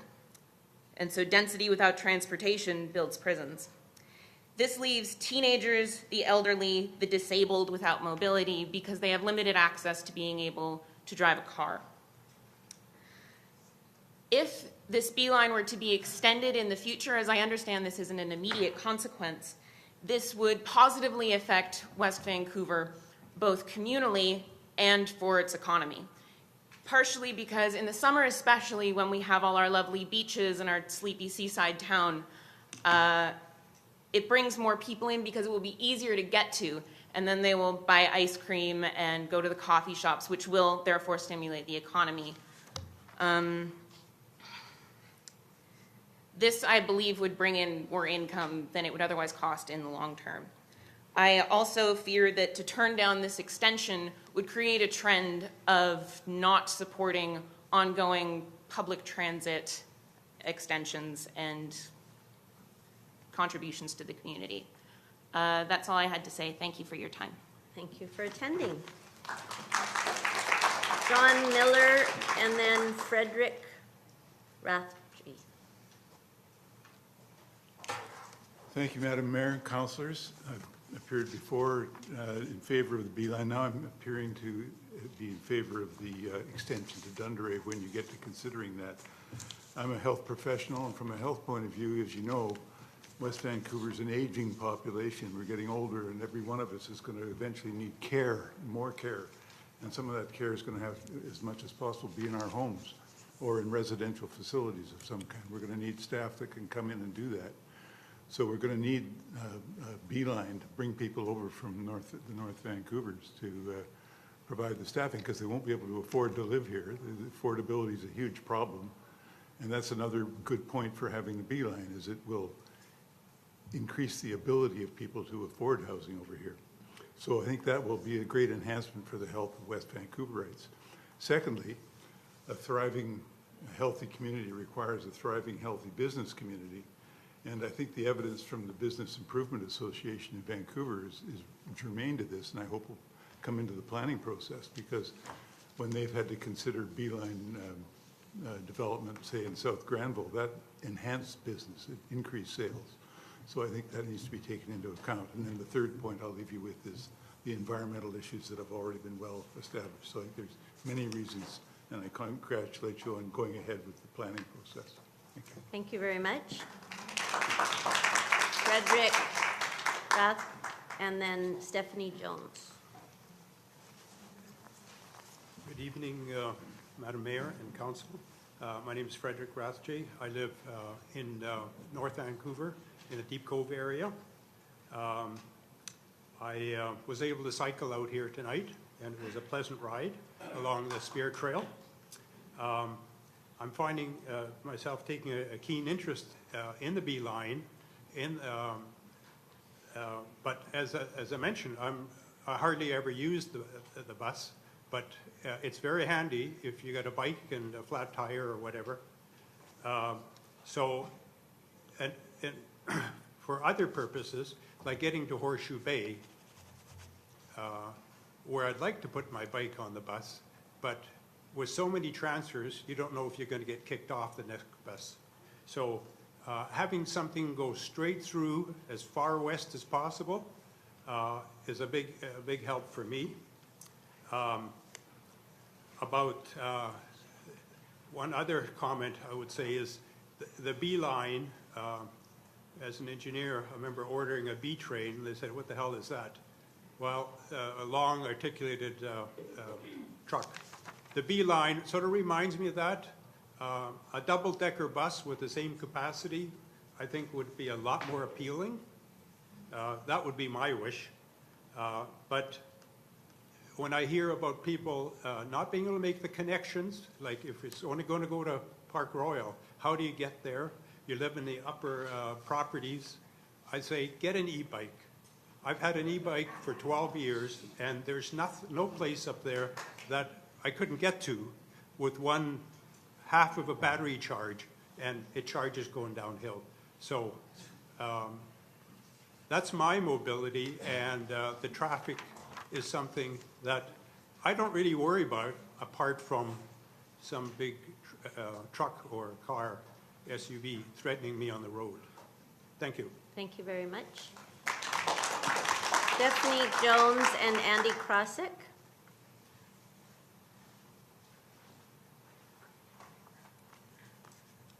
Good evening. I'm Stephanie Jones, the Executive Director of the Ambleside Dundreave Business Improvement Association in West Vancouver. The BIA represents more than 500 businesses and property owners in the Ambleside and Dundreave area, and the original remarks that I had for tonight I'm going to kind of skip over, so I'm sorry about that. The BIA, that's fine. Don't apologize. I might be interweaving the issues, but I think it's really critical we understand that we've heard a lot of information tonight, and the consultation and direction may need to be augmented as a result. The ADBI members have not supported the Beeline proposal as it was initially stated, but the members have always supported expanded transit. And they haven't supported the Beeline, yes, because of bus lanes, but for some, even more critical has been the proposed changes to parking.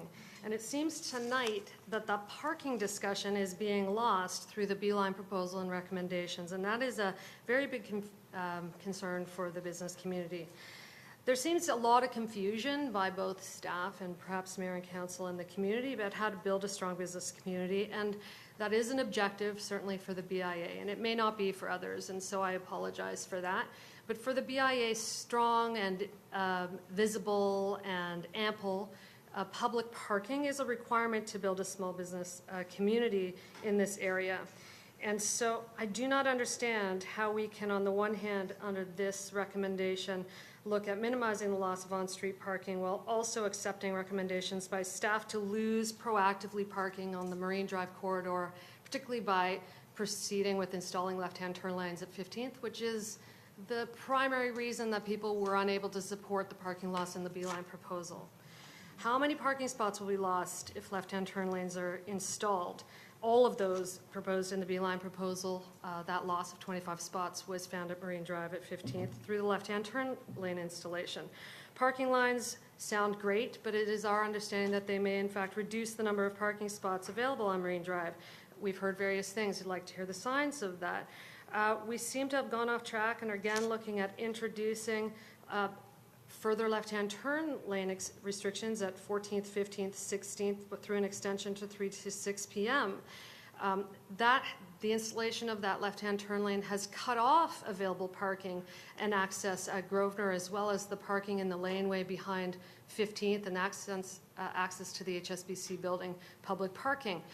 We've heard these complaints around parking in the community. I know that many members of mayor and council have actually visited businesses to ask about those issues. The litany of new issues without feedback is large. I really want to understand how the criteria in the motion about avoiding turnaround adjacents to schools, not returning requiring shared bus lanes in Ambleside, minimizing the loss of on-street parking, and minimizing the impacts to residential neighborhoods are not obvious criteria to staff the first time they went and negotiated regarding the Beeline. If these things are lost, then we do not have a thriving business community, and we do not require transit to visit it. We have vacancies on the north side of Marine Drive. At the foot of this street right here, we have buildings closing on 15th. We will not attract those tenants back into the community once the building is fixed if we do not have the infrastructure to support those businesses. So I would suggest that mayor and council simply direct staff to achieve transit results with expanded hours of service, increased service 7 days a week without the cost of lost parking and car lanes. And I am very confused that those 4 criteria here are not self-evident. Again, I apologize to new members of council, but the BIA in July of 2018 sought for the motion to staff to negotiate with TransLink about the Beeline include parameters around parking loss and lane closures. So are you wrapping up, Ms. Jones? I will wrap up, but I really have to say that we cannot accept motions to say minimize the loss of on-street parking while at the same time accepting a staff report that is outlining all the ways that West Vancouver is going to proceed to eliminate the parking in advance of the Beeline report being presented to council. Just for clarity, the motion from council, the motion from council, I said very clearly, the March 11th motion still stands. This was a staff report reporting on the outcome of a consultant's report. We're a long way from implementing any of those recommendations, as was pointed out by Councillor Cameron. I do acknowledge the concerns of the business community, met with them recently. I understand the issue of parking, and the staff report does not contradict. It's simply a report from a consultant, and so there will be a full process and consultation going forward before any decisions are made that affect parking. So the March 11th council direction stands. I don't know how it can be any clearer. Your Worship, I did hear in the comments from councillors tonight that there was some confusion about how to interpret the report that was presented and accepted, and I would be pleased to meet with any member of council and recommend that every member of council do that walk and speak to every business at 14th and 15th that will be impacted by the parking loss as that has been proposed by this consultant tonight, and the trade-offs can be made, but they need to be understood. We're not even close. Thank you, Ms. Jones. And Councillor Cameron also reiterated the trade-off issue. So thank you very much. And I'll move on to Andy Krosick.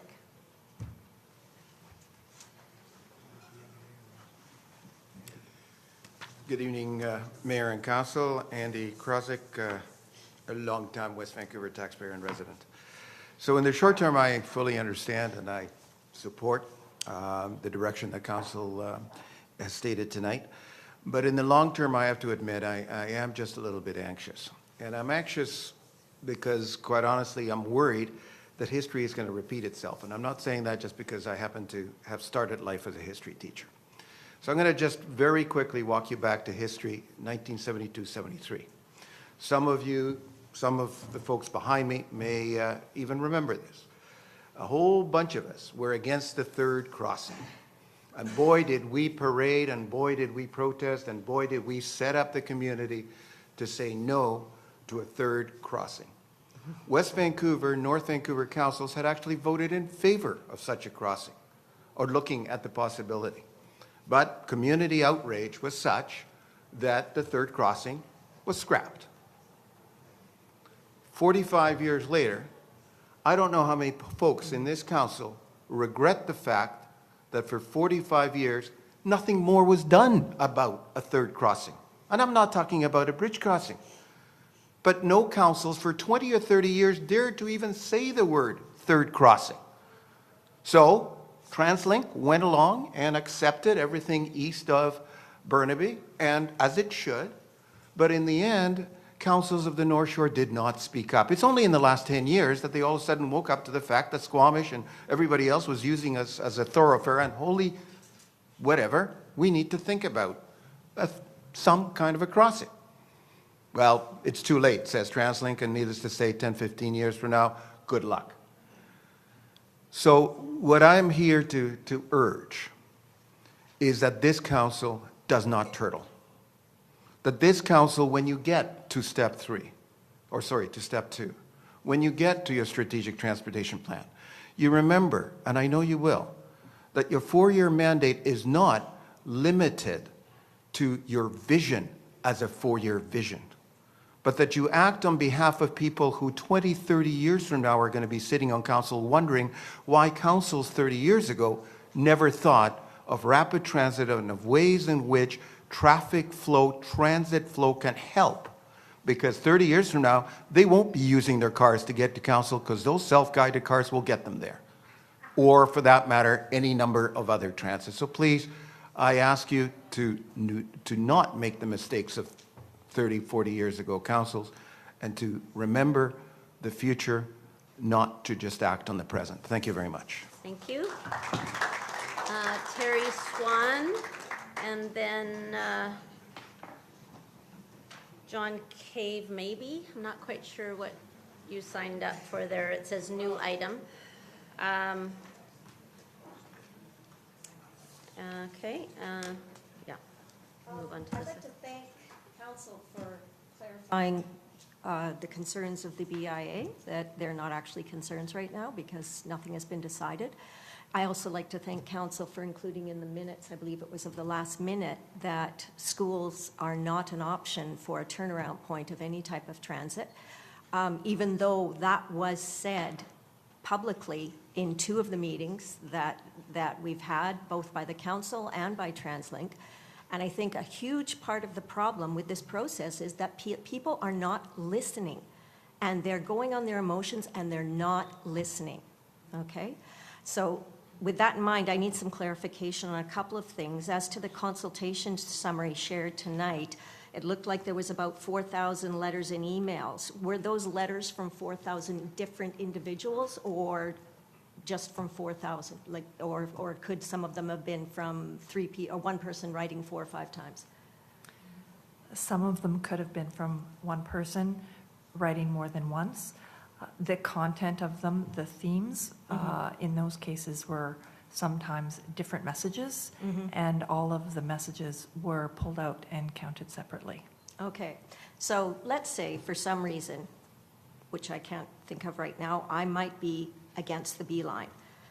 And so if I was to have sent in 5, 10, maybe 20 letters, that would be considered, and each of them with the same information in them, the same outline, those would be considered 20 against the beeline for certain reasons.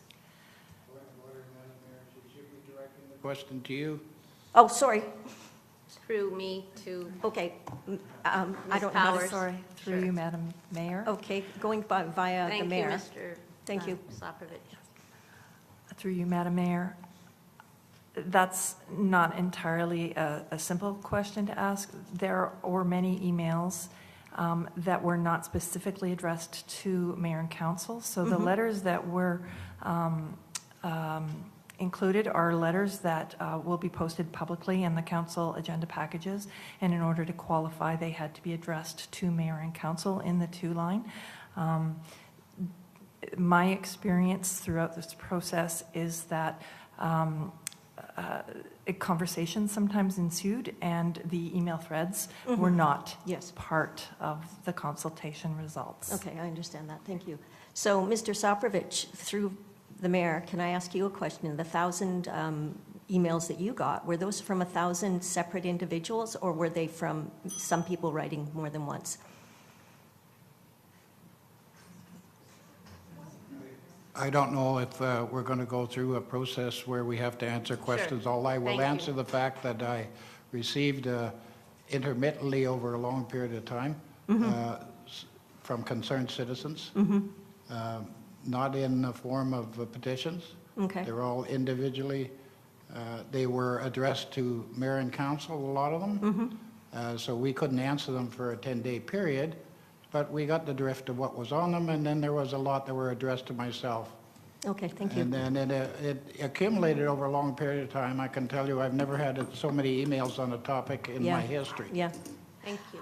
Okay, and I've got a quick question. Oh, am I out of time? Yes. Can you put me on the list again for later?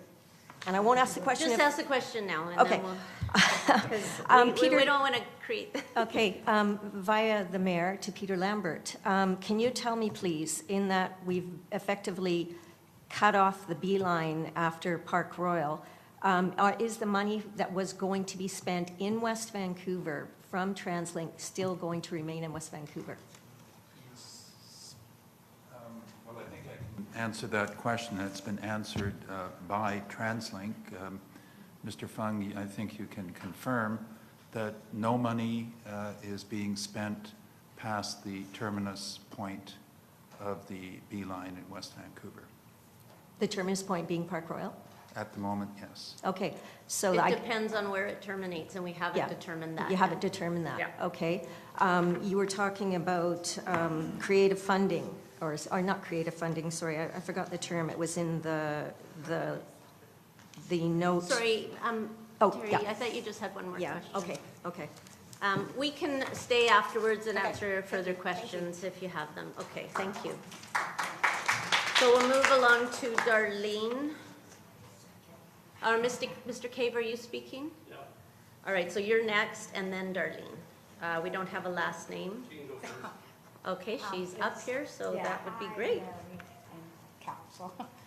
My name's Darlene Morrow, and I live in West Vancouver. And Sorry, ma'am, could we just trouble you to take a seat so that we can hear you by the microphone? Thank you. Yeah, hi. My name's Darlene Morrow, and I'm from West Vancouver. And I'm just happy that we're going to get a beeline, because we need it. I lived on the North Shore since 1988, and I used to have to walk everywhere, and then it took all this time to get buses going, and I think it's going to be really good for people like live here, for families, right? Because all my kids, 4 kids, they take the bus, and it's really convenient, and so I can't wait till it starts. And I'm all for the beeline. We need to get around, and it's going to be faster, and it's going to be fuel efficient because the gas is going up. I can't even drive my car. I'm taking the bus more because there's no way I'm going to pay $1.70, right? Mm-hmm. So I'm just happy to, get this started. I can't wait for the future, right? Because I love the buses. I mean, it got me where I am today. I used to live up in the British properties where there were no buses, and so I had to walk all the way down. And I was thinking, I got good exercise. But I love the bus. I'm waiting for the beeline. We need it. Thank you. Okay. Thank you very much. Mr. Cave? And then Elias Rieger. I think I got that this time.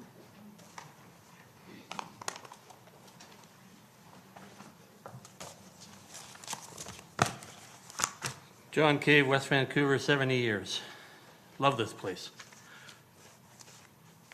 Mayor, Booth, councillors, district staff, has been a fantastic process. Just a couple of things. No parking loss at all in central West Vancouver. We haven't even tried advanced left-hand turn signals at 15th, going both directions. I drive back and forth every day. There's no congestion other than maybe half an hour in the afternoon. Today, we closed off one lane of traffic, and the traffic was backed up all the way to the library. Mr. Nigel Malkin has posted the video showing the traffic today all the way back with one lane. Never going to happen. We have the beeline proposed for every 8 minutes or 15 minutes with 2 stops coming into West Vancouver. We have a bus every 3 minutes leaving Park Royal that stops at every block, letting people on and off. The beeline, of course, would be behind these buses and would produce no more faster service other than having empty articulated buses going through our community. So I think Mr. Fong should be looking immediately at putting left-hand advanced turn signals in as a starting point to see if that works. But certainly we are not going to lose 15 or 20 parking spaces in the middle of Ambleside. And on top of that, I think everybody is concerned about how the business people in West Vancouver are doing. Each parking space you take away will cost us $800,000 in retail revenue per year, ongoing. Take away 15 parking spaces. Let's just multiply that and make it about $9 million. That means we need $9 million in additional revenue being brought in by buses into West Vancouver to make up for that loss of parking. It just makes no sense whatsoever. And I'm done. I love you guys, and we'll meet again in 2 years. We're going to miss you, Mr. Cave. Okay, Elias Rieger.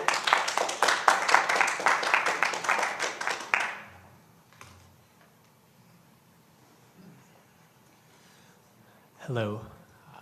I'm going to keep this very short. Thank you.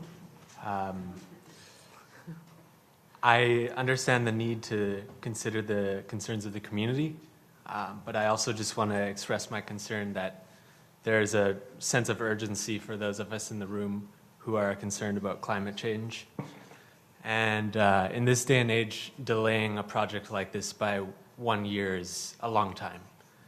When we receive reports saying that we might even be past the point of no return in terms of the warming of the climate, a year is a very long time to delay a project that will take carbon emissions out of the air.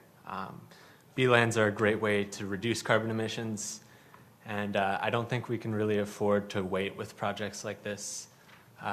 We've been studying this corridor since 2012, and I think we just really need to act. So yeah, thank you. Thank you.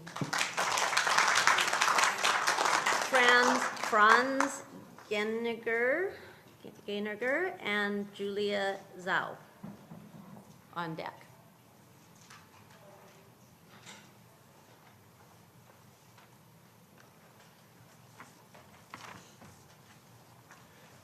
Good evening, Madam Mayor, councillors. My name is Franz Geringer. I'm a taxpayer for 40 years in West Vancouver. What I hear today, after being in many meetings for this B-line, is very emotional from some parts, even councillors. And I think what we are lacking here are facts. How can you decide about the B-line when you have no reliable statistics about the 4 transportations we have? We have pedestrians, we have bicycles, we have buses, and we have cars. There is no reliable statistics which has been presented by staff nor by anybody else. I think that's a fundamental basis to make decisions. How can councillor and mayor make a decision if these facts are not on the table? That's why emotions take it over. Emotions are environment. There are so many studies about our environment which are bogus. Drive an electric car like me. Act accordingly if the public cannot act. And we cannot ask for bus lines if some people are seriously hurt in business. But we need facts. I'm not sure if this $800,000 for one parking stall is correct. We can shake the head, yes or no, but we need these facts in order to make a decision. As long as you don't have these facts, you cannot make a decision. And I would encourage TransLink, including our staff in our district, to prepare these facts so that our council and mayor can make a proper decision. Thank you. Thank you.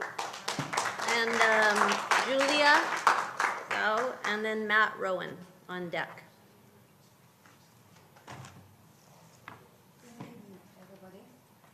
Hello. Hi.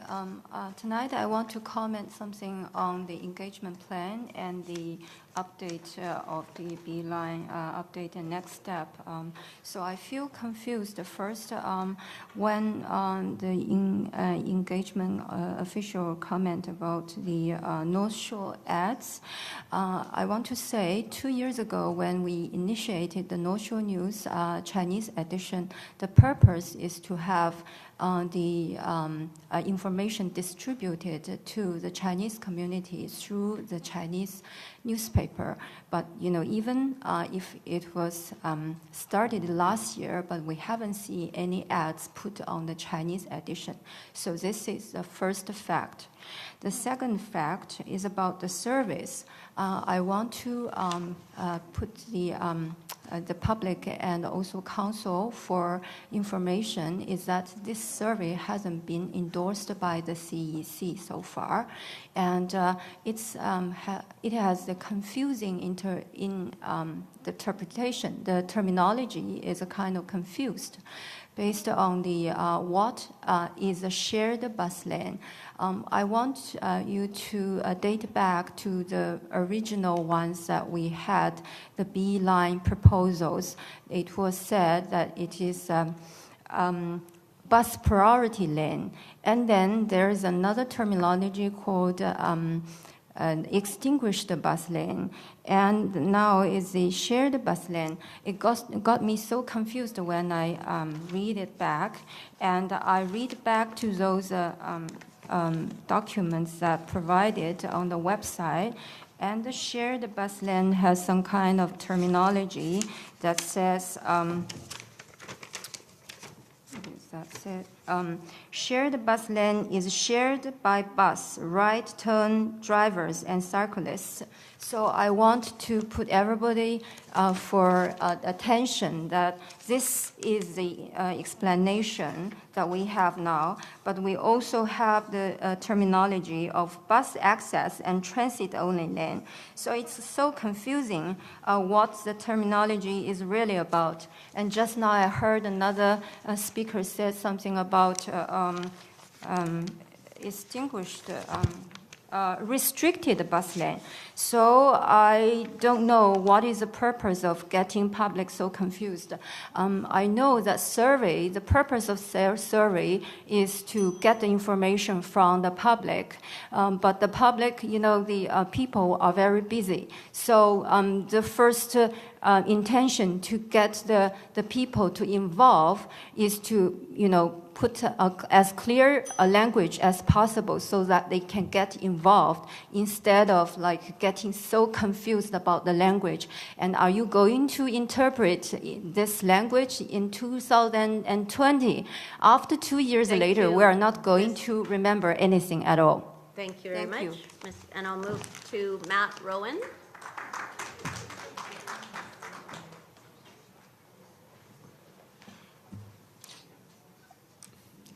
So seeing as you said you wanted people to consider whether they've already spoken or sent emails or not, I'm going to respect your wishes and leave the floor open for people who haven't spoken yet. Thank you very much. That's much appreciated.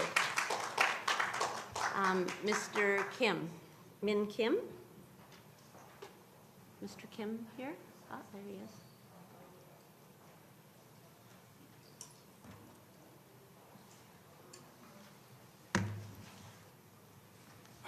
Hello, Mayor and Council. Thank you very much for having me here today, and I appreciate you've thanked everyone, the public, the staff, everyone that's been working on this. I also want to thank you for taking the responsibility to improve our housing, transit, local economy, environment, arts and culture, and generally our quality of life. I've met a lot of you, staff and council, and the common themes in this community are that there's a decreasing population, there's aging population, lack of care facilities, caregivers, lack of local population to support our struggling retail and businesses, especially in Ambleside and Dunderave. There's lack of young families and students to fill our schools, lack of companies, lack of visitors, and retail spending, local retail spending, lack of housing options for renters and the missing middle owners. So it's in this context that I understood that the B line was being proposed, and as we have seen in many other municipalities in the Lower Mainland, rapid transit, whether it's the B line, LRT, or SkyTrain, is a fundamental impetus for change. Out of these options, I think B-Line is the least intrusive. B-Line is being proposed not just as an improvement to an existing bus service, but as rapid transit that really serves to fill the core needs of our community. I think in our geographic location, without a shared lane, the bus is not really rapid. With the terminus at Park Royal, the bus is not really direct to Ambleside or Dunderave. I think with rapid transit, we can start to address our municipal goals and objectives that everyone has been talking about. We can stimulate more housing, high-end housing, missing middle market housing, affordable home, rentals and affordable ownership, social supportive housing, and adaptive housing. With new developments, we can attract young families, employees, create the local population base to spend on our local businesses. With new projects, we can create a better quality retail mix, business mix, and a more attractive commercial corridor to attract people into our regional town center, Ambleside. And with these new projects, we can also create more parking that is beneficial for businesses. So I understand that there's some pain involved in this change, and those concerns should also be heard, but I certainly believe that the long-term benefits will far outweigh these short-term pains that we might have to endure. So I fully support the B line and the extension to our regional town center, Ambleside and Dunderave, and to make it rapid transit, not just improved transit. Thank you so much. Thank you very much. Paul Hundle and then Peter Sato. Paul Hundle. Paul and Mr. Sato. You might as well start. I don't see Mr. Hundle. Maybe he'll make his way here. But Esteemed Council, wonderful job that you're doing. My name is Peter Saito. I'm a fellow of the Real Estate Council, Real Estate Institute of Canada. I've been a veteran real estate agent for 30 years, and I represent many of your constituents in West Vancouver as I speak today. You finally got the B line going. It's great. It really is. Because, you know, you can imagine transportation is the blood of the economy, the bloodlines, right? So if you have a blockage somewhere, your body's not going to work. The more it flows, the faster you get oxygen to all the different parts of your economy, it's better. So I'm very encouraged to see that you're working towards this. And let me remind you a little bit of history. 200 years ago, there was a little village, you know, with a little path leading out, and Wells Fargo used to deliver once a week. Today, it's a different world. Okay? There are cities in this world, like Tokyo, like New York, where people prefer to use the public transportation, even though they do own a car. Why? Because it's more efficient than driving on the streets. Right? And when they instituted the public transportation process, sure, there are a lot of people who were suffering. They had to buy them out.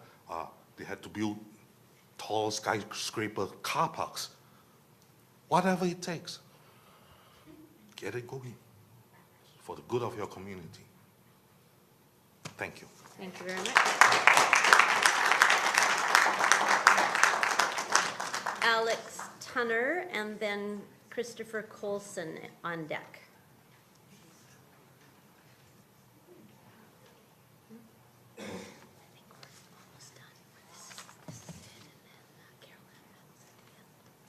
I'll ask if there's anybody else to speak.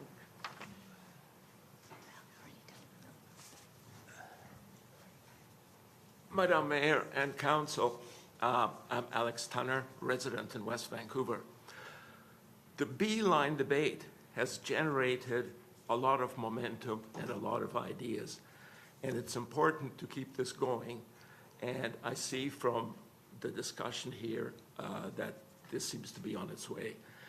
If there could be specific things that the public understands that are happening, it will be very beneficial. If it's physical work, maybe it's the 15th Avenue interchange. I don't know. We've had the information that we've had. For example, citizens have done a lot of work which cast doubt on the rationale for the B line. And there was very little beyond the B line in the whole debate.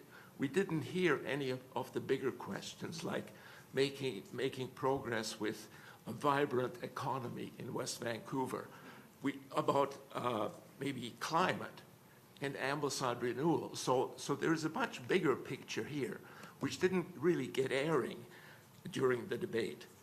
Now, I have been interested in finding ideas that would mitigate problems that have been identified in what we can call Plan A that came from TransLink. And you've had these. I've written a couple of pages that indicated that there's room for innovative thinking. So, for example, the turnaround question can be solved without having to drive all through a residential area.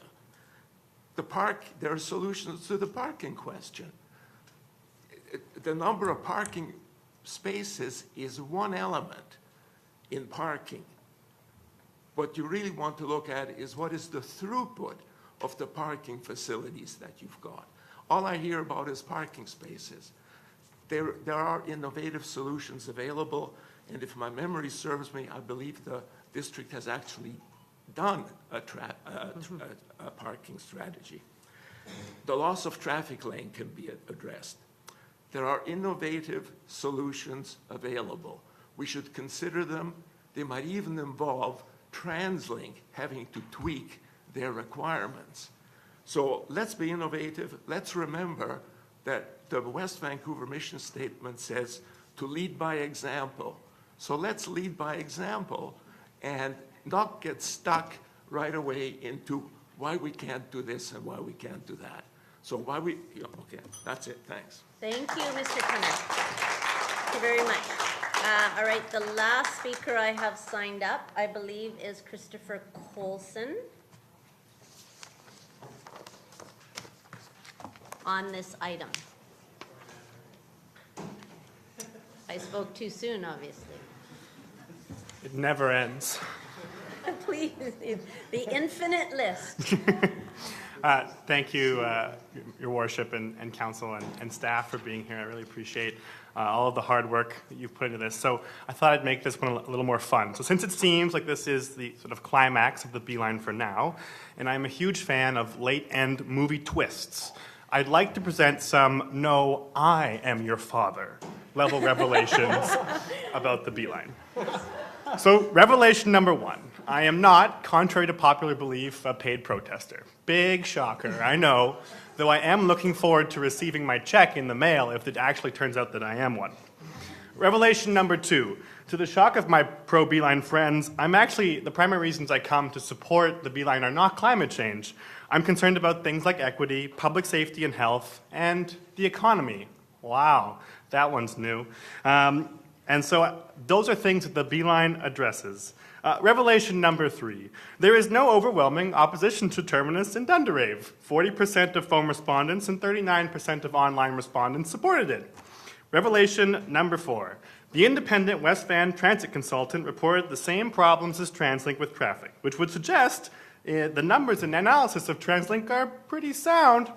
Revelation number five. We have an example of how dedicated bus lanes would work in our region already. The 98 Beeline in Richmond to downtown had dedicated bus lanes all through the center of Richmond, and that's before the center of Richmond became dense. We're talking late 90s, early 2000s. And so we kind of know what might happen. The businesses were not affected. In fact, they were major supporters. There was a 17% modal shift from single occupancy vehicle drivers to the bus. And that number jumped to 23% modal shift when you included people who used to carpool. That is a pretty major thing. And finally, revelation number six. I'm actually going to miss these meetings of ours, though I imagine the rest of you will not. Thank you. Thank you very much. All right, Michael Carter snuck his name onto the list. Well, good evening, Mayor and Council. I firstly wanted to thank councillors that have been concerned about concerned citizens and how they've represented them with respect to Beeline.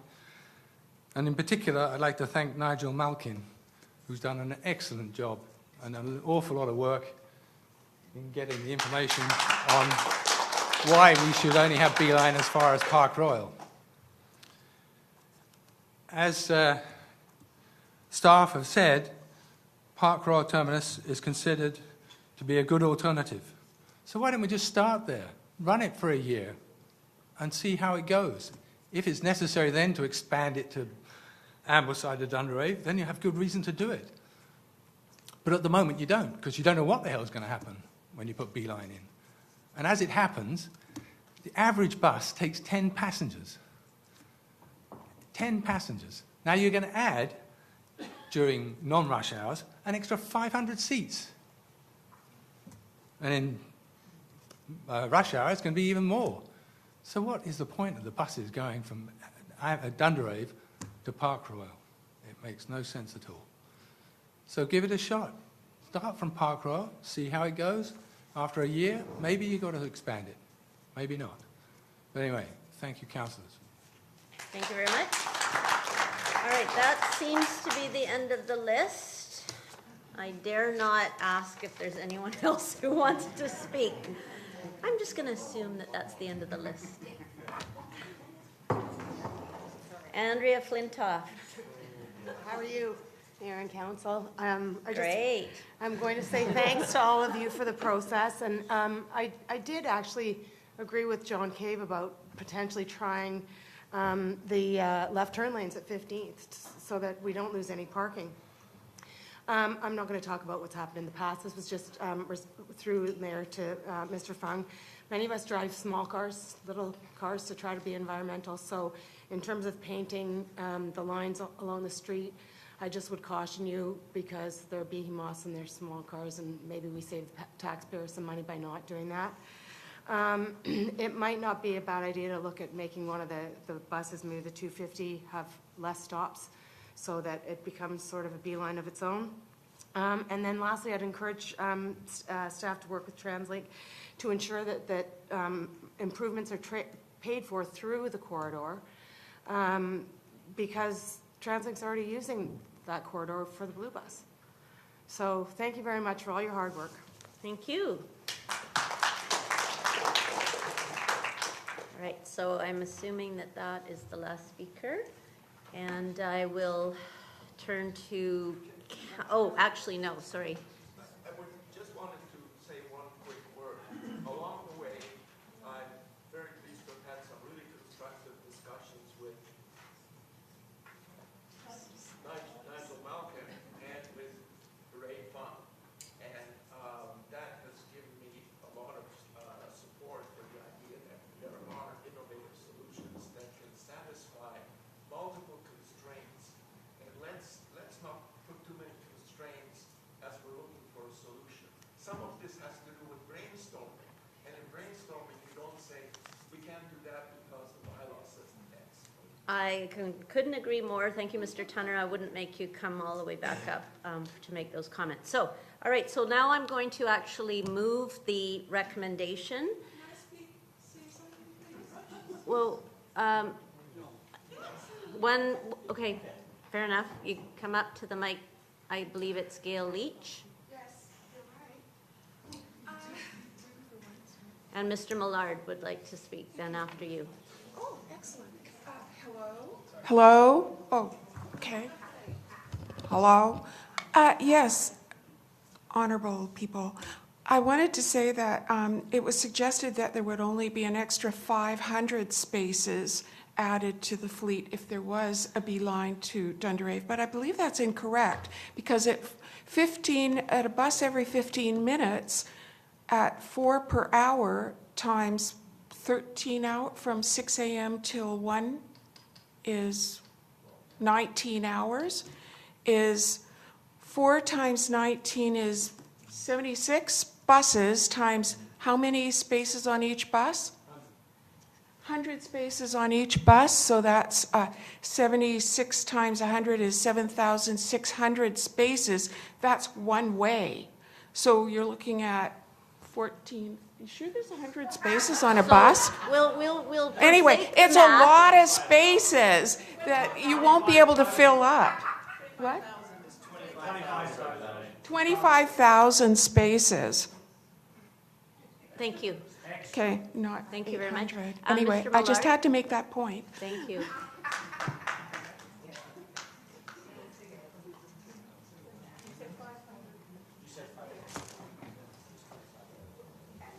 Thank you very much for taking the add-on. I wasn't actually going to speak tonight, but taxpayer out in Caulfield for over 20 years. This morning I was shopping in Lower Lonsdale, and I was looking at the Metro paper. And I come to these things because I speak in terms of transportation for students And also, I speak unofficially in support of the workers that come into West Vancouver, the WVTA, the West Van Teachers Association, and the WVMEA. And it is all about traffic flow. And like I said, I was going to come to the meeting to support the B-line and the speakers on the B-line. And I was looking at one of the Metro papers. I turned to page 3, and there's a picture of a teacher who bikes in and teaches at an elementary school in West Vancouver. But the thing that caught my attention was workers continue to travel the long road to the NIMBY capital of Canada. And, you know, I don't believe that. I have lots of neighbors. I don't see them as NIMBYs. But there's that impression that we are a community on the North Shore. And this is east-west. This isn't going downtown like some people have talked about before. We have a lot of people coming into West Vancouver, and I just wanted you to keep that in mind. And any changes that we can do to facilitate that, to get the east-west corridor going, would be greatly appreciated. So thank you very much. Thank you, Mr. All right. So on that note,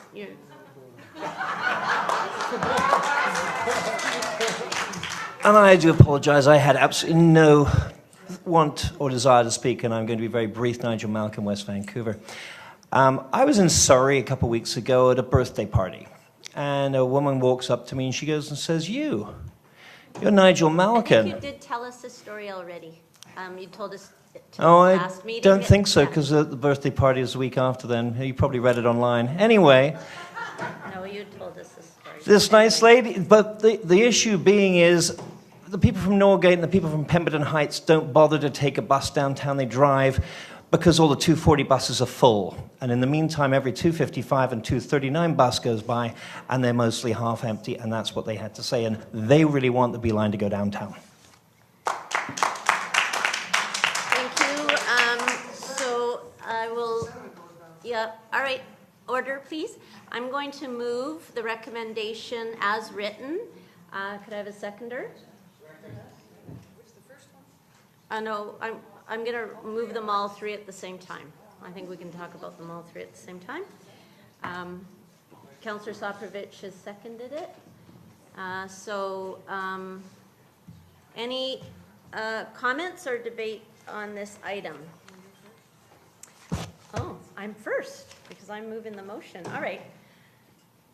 First of all, a bit of levity. A B-line, I don't know if anybody knows where the term comes from, but a B-line is a fast route that comes from bees.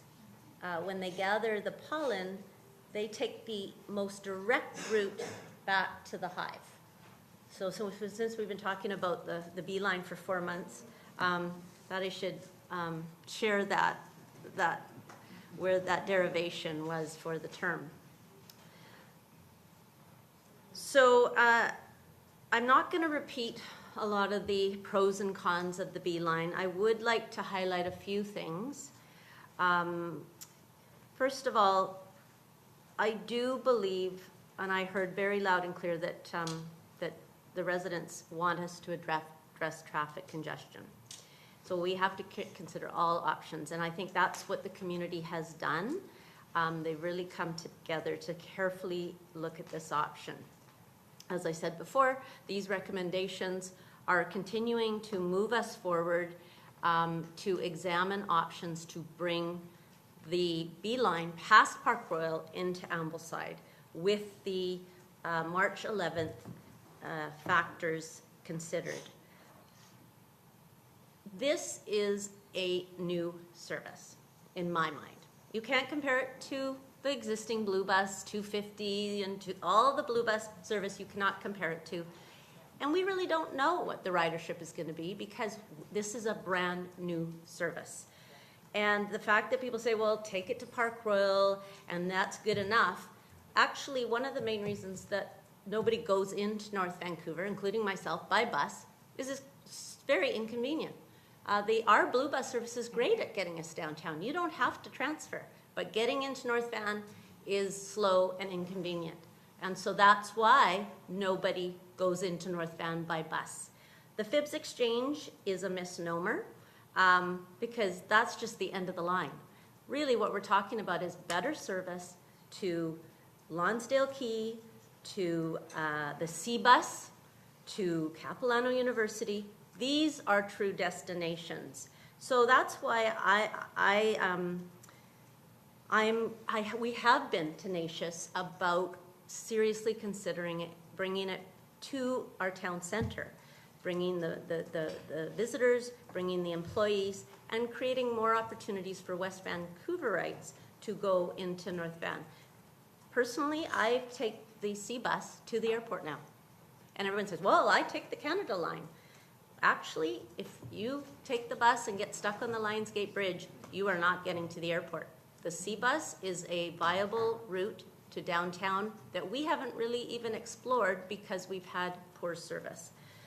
The environmental benefits have been mentioned.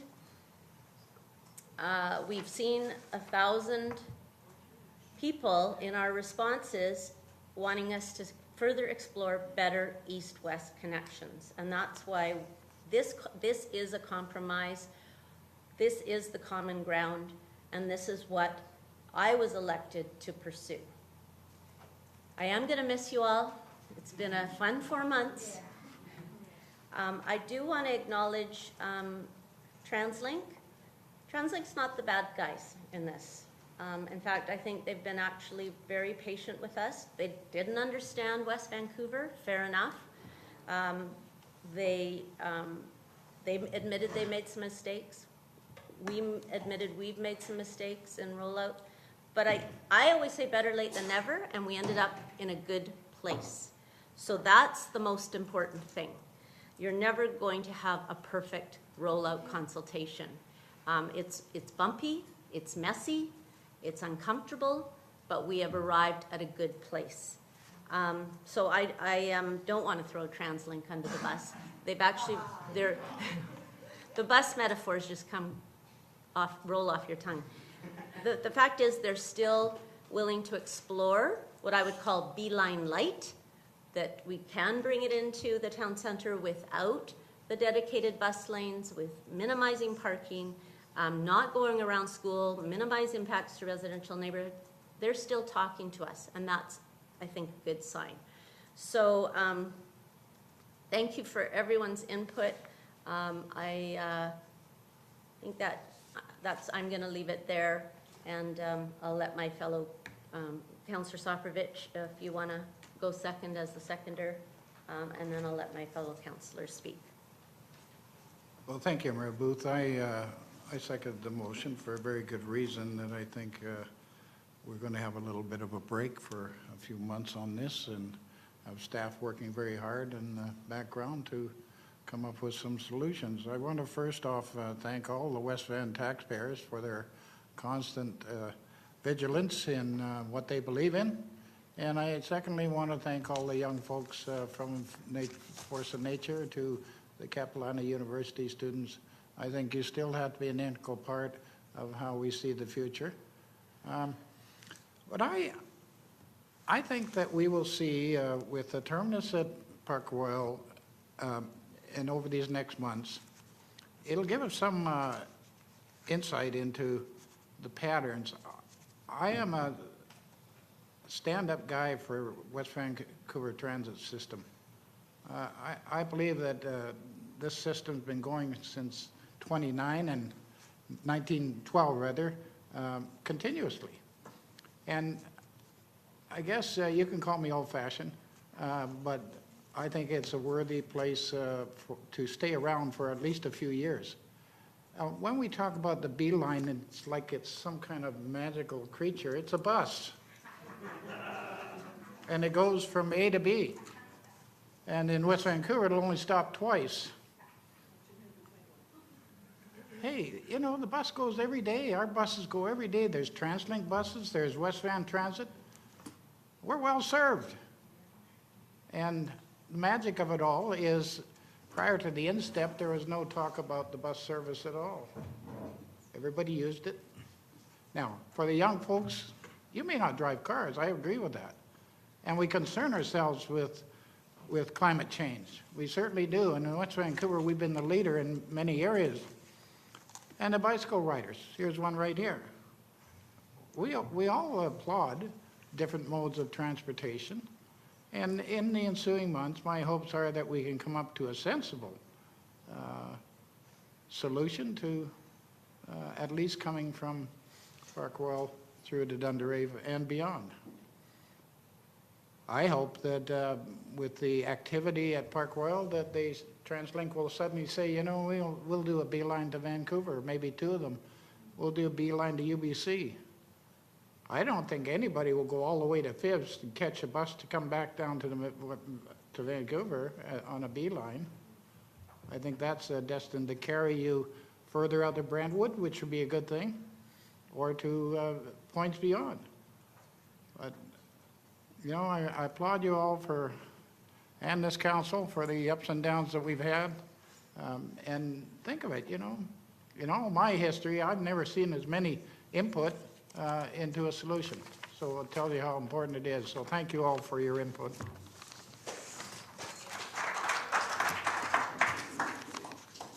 All right, Councillor Gambioli.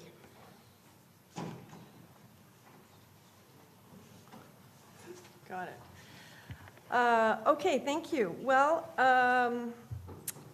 gee, we have read a lot of emails and listened to a lot of people speak, and you know, we only get a short time to speak. So I could go on for an hour, but I'll try to limit things.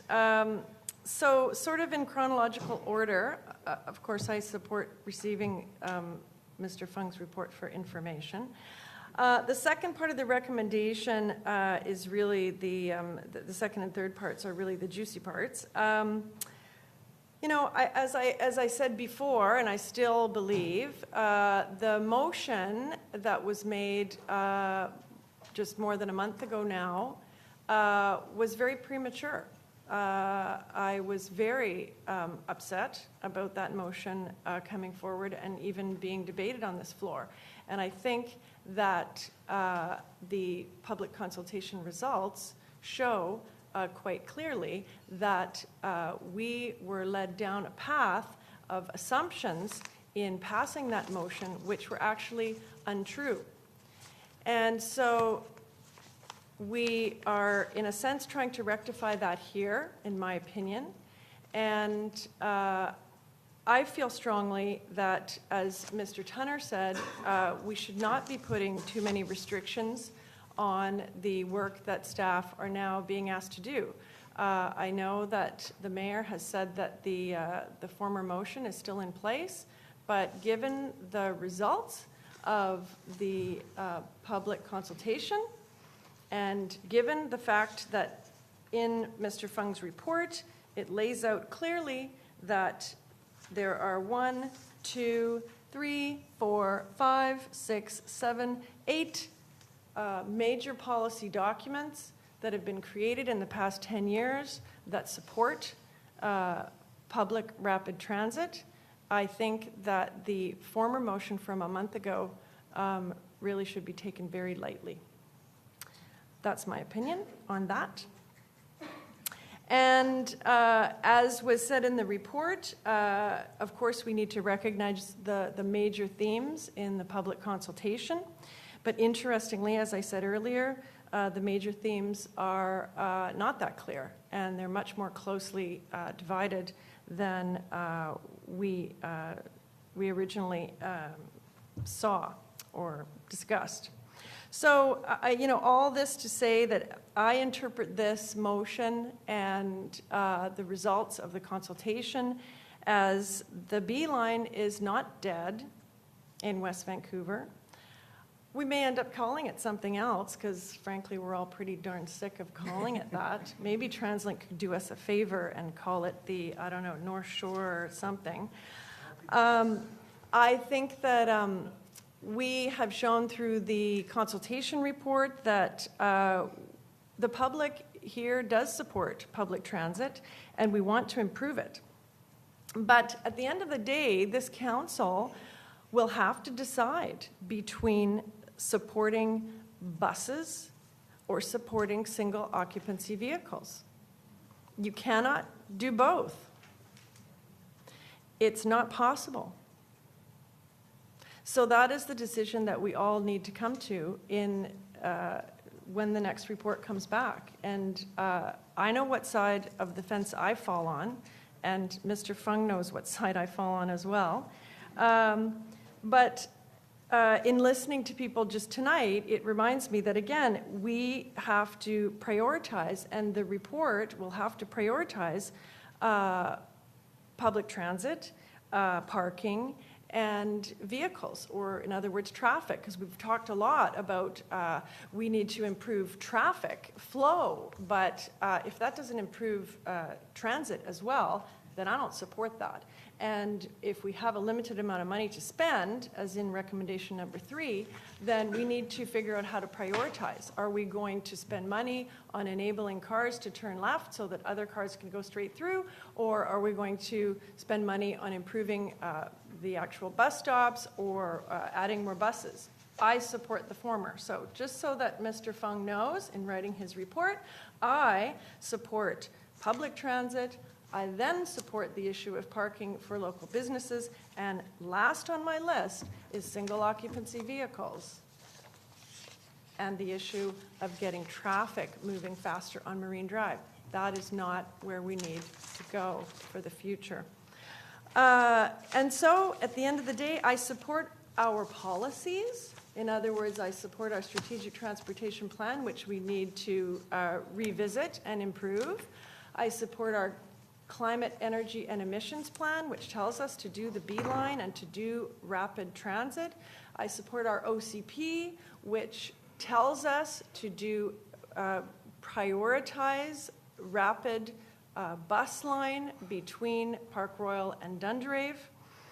And in fact, all of us on council supported those things in the last term. And I support the in-step plan, which was created by all 3 municipalities, the federal government, the provincial government, the 2 native First Nations on the North Shore, and which tells us that of 13 recommendations, the B-line to Dunderave is supported by the facts. So I support all of that policy. I support climate action, and I support making courageous decisions for the future of this community, because that's the job of each of the 7 of us, to make courageous decisions for the future of this community. And that's how I got elected, because that's what I said when I was elected. And I have some integrity, so I'm not going to change that promise. So on the last part, I guess I made it clear, Mr. Fung, that when we have to prioritize, if it's going to cost us $1.2 million, that I personally will not support spending money from taxpayers on improvements other than for public transit efficiencies. And if they're not consistent with our current policies that we've all supported, I will not support them. So anyway, I thank everybody for coming tonight, and we're kicking the B-line down the road, let's face it. But I think that this motion puts us in a much better place than a month ago. So I'm happy to support it. Thank you. Thank you. Anybody else going to speak? No?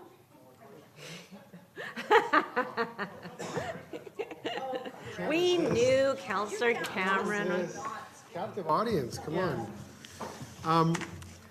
I will say, in response to Councillor Sopovich, that the B-line is not a magical creature, but nor is it a pernicious demon. And I think sometimes the reactions have fallen on either extreme.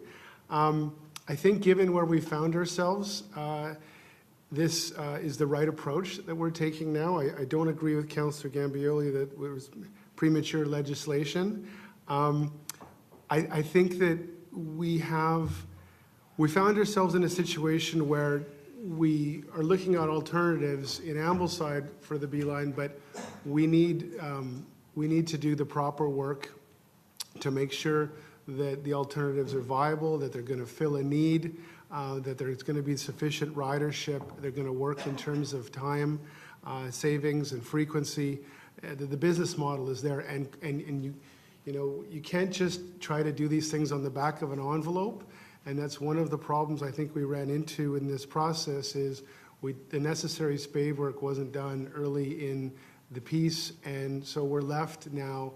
There's still questions that I asked internally by email in early December that have still not been answered. And some citizens have put together ridership numbers for existing ridership, and I still have questions about mode shift and what we can expect and what's a reasonable amount of passengers on each Beeline to make a business viable and to make it sustainable. And so in order to really have a much stronger sense of the facts, I think we're well advised to allow the Beeline to be implemented to Park Royal and allow it to play out for 6 months or more. And then we'll see. I mean, the proof will be in the pudding. TransLink's projections will be borne out, or they won't. And then we will see. Everyone will be able to see exactly what the service is like. They'll be able to see exactly how some of the bus priority measures in North Vancouver are working and the impacts they're having. And instead of making projections and putting numbers into models, we'll be having a lot more real-world data to work with. So. There's obviously people who are disappointed with this decision, and there's people in the community that are going to be happy that it's stopping at Park Royal. I do think a Beeline service to Park Royal is still going to be a significant benefit to Park Royal. It's still going to move people to and from the community better than they're moving now. Making people switch buses is found to have an effect of roughly reducing ridership on a particular route by about 1/3. I've had these numbers confirmed by TransLink and others. So there's no doubt that this is going to have an impact on people coming into Ambleside who ordinarily would. And I think that we'll find consumers and customers and visitors stopping in Park Royal and frequenting their restaurants and shops that may have come on to Ambleside. So I do worry about the Ambleside Business District. It's been suffering for years, and it's kind of somewhat ironic that the first sort of significant change that's proposed is now been, in a sense, shelved. And it feels like we're, in a sense, doubling down on a bad bet.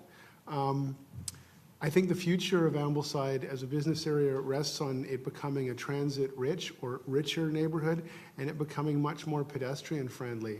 And pedestrian-friendly areas necessarily involve some impacts to car drivers. And so there's a tension there. So that's something we're going to have to wrestle with going forward. What I fear is Ambleside will continue to suffer in the next couple of years, and we'll continue to see businesses closing with the status quo. So the status quo is not working. I'm also concerned about the message we're sending with this decision to TransLink and to transit riders throughout the region. We've been asking and actually demanding better transit service in West Vancouver and significant investments for years. And it is, again, somewhat ironic that when we're offered a significant improvement, or at least a significant new service, that now we turn it down. And I think that, you can say some will feel justified in this, but TransLink was given a rough ride, I think, in this community. And I think that they're going to be somewhat gun shy, and we're going to have to do work to repair the relationship and convince them that we can work constructively with them, but also that we really do support transit in the community. Because I do think the community supports transit, and I think that, in particular, the bus priority lane was a real issue for people, and so was obviously the terminus issue at the school. But the bus priority lane is a significant change, and I've said to people who've been criticizing West Vancouver to me online or in person, well, how can you turn this down? I say to people, well, where else in Vancouver or the greater Vancouver do we have a situation where the only real thoroughfare through a community is giving up 50% of its lanes? Richmond is an example I heard given. Richmond has any number of other alternative routes to go around that bus lane. West Vancouver doesn't. I mean, you can go up to the highway and that's about it. So it's a big change. And it's something that, you know, even as far back as March of last year, I thought was going to be a difficult one for the community to accept. And so I don't see this as the beginning or the end of the discussion. I think it's the beginning of discussion. I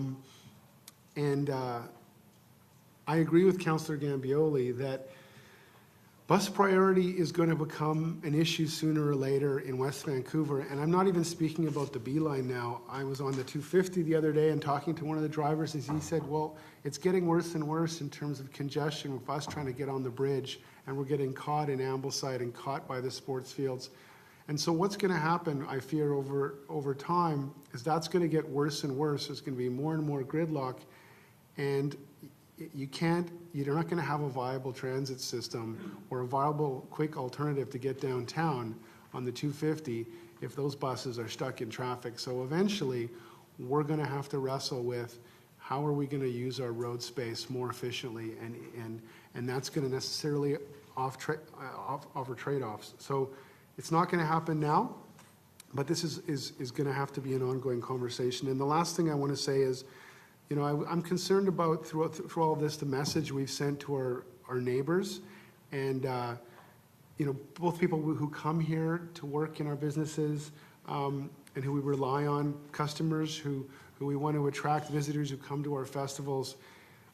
West Vancouver, unfortunately, is a welcoming and caring community, but we've come across as somewhat parochial and not the way I think that we truly are. And we are inextricably part of the region. We can't divorce ourselves from the region. And so we can't see ourselves as an island. We have to see ourselves as integrated into the city that we're part of. So I support these motions. I think that when the matter comes back, should it come back, it will be based on hard data, and there will be many fewer unknowns. And you know, I'm hopeful that we can make improvements. And then the other point I'll say is that this has never been about Beeline or no other transit improvements. This month we're getting better service for the 250 and the 257. TransLink's announced those measures. So we're working. We talked with MLA Jordan Sturdy today, who's the transportation critic, and the MOU with the Sea to Sky communities is proceeding, and there's going to start being better transit along the Sea to Sky corridor through our community. We need to look at alternatives within West Vancouver, as many people have said. Transit cannot serve a place like the British Properties very well, the standard transit models. So we're going to have to look at alternatives. So it's not about one solution, it's about the whole toolbox. And so, you know, I look forward to the more comprehensive transportation improvement options that we're going to be considering the next time this comes forward. And so we can look at this thing holistically instead of just focusing on one particular route. Good, thank you. Well said, well said. Any other speakers on this matter? All right, so I'll call the question. All in favor? Opposed? Carried unanimously. Thank you very much, Council. That's a big one for us. All right, so moving to the next item, which is item 11, consent agenda. Oh, me. Recommend the consent agenda items as follows be approved. Item 11.1 regarding 2018 fourth quarter financial report. Item 11.2 regarding delegation request. Item 11.3 regarding correspondence list. All in favor? Opposed? Carried. Reports from Mayor and Council. I'm just going to Yeah, maybe we can defer those till we've had a rest. Oh. Boo. Oh.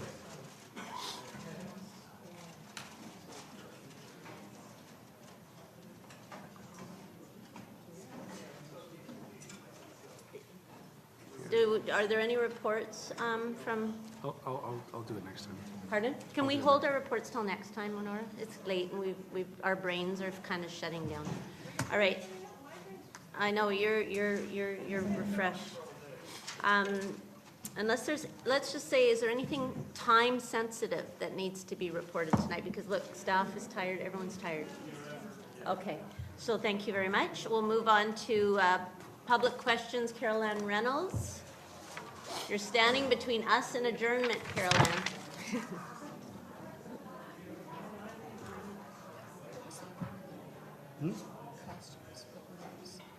They were the force of nature. And you've got a nice new hairdo. The yellow, festive. And I'm sorry, That's what that's. above mine, so I thought it was a long time, but I didn't want it. No, they weren't, yeah, I went through that list. Okay, that's fine, thank you. Before I get to the point I was going to make, I want to also thank all of you and staff for going through what you went through the last few months.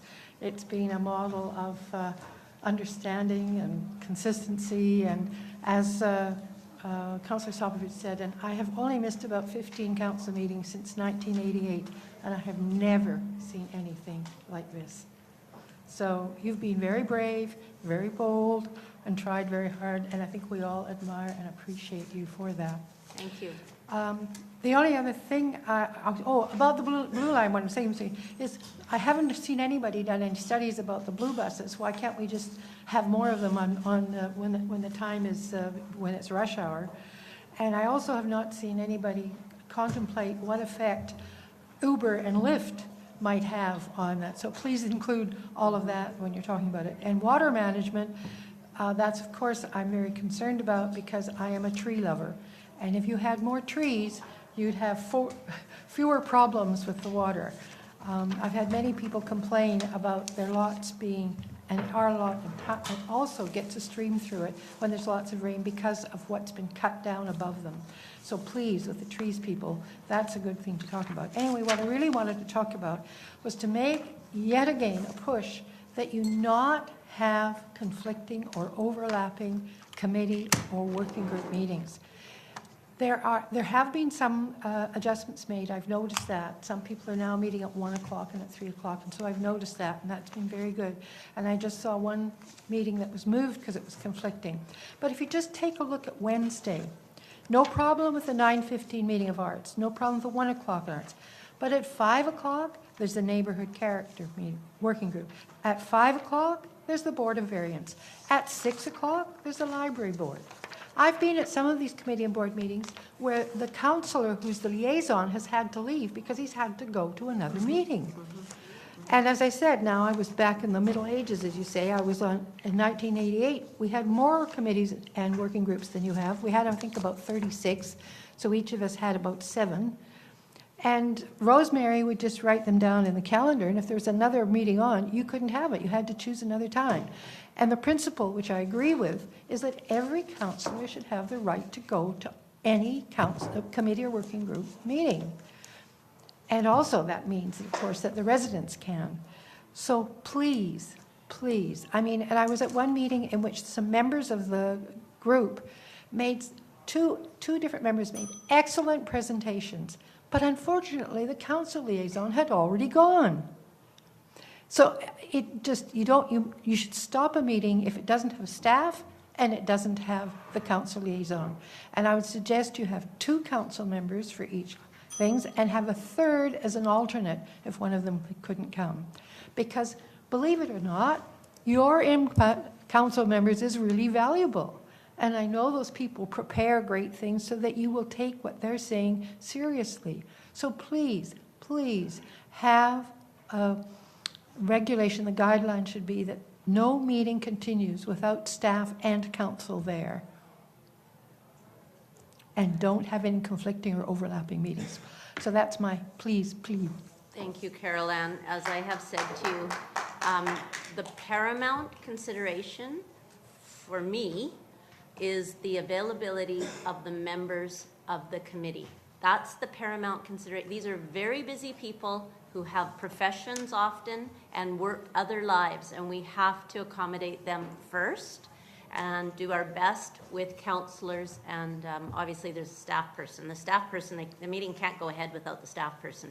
But I've been in the situation where there's been 3 meetings, and I have had to choose. And unfortunately, 1988 was a different time.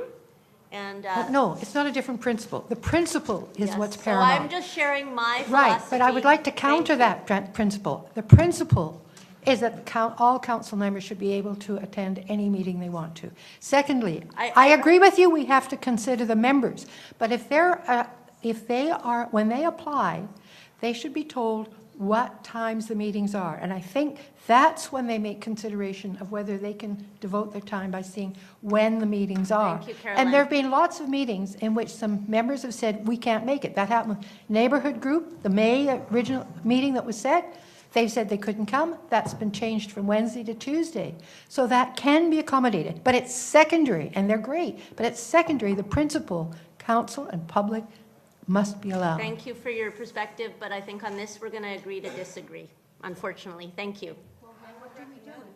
So we'll move. Can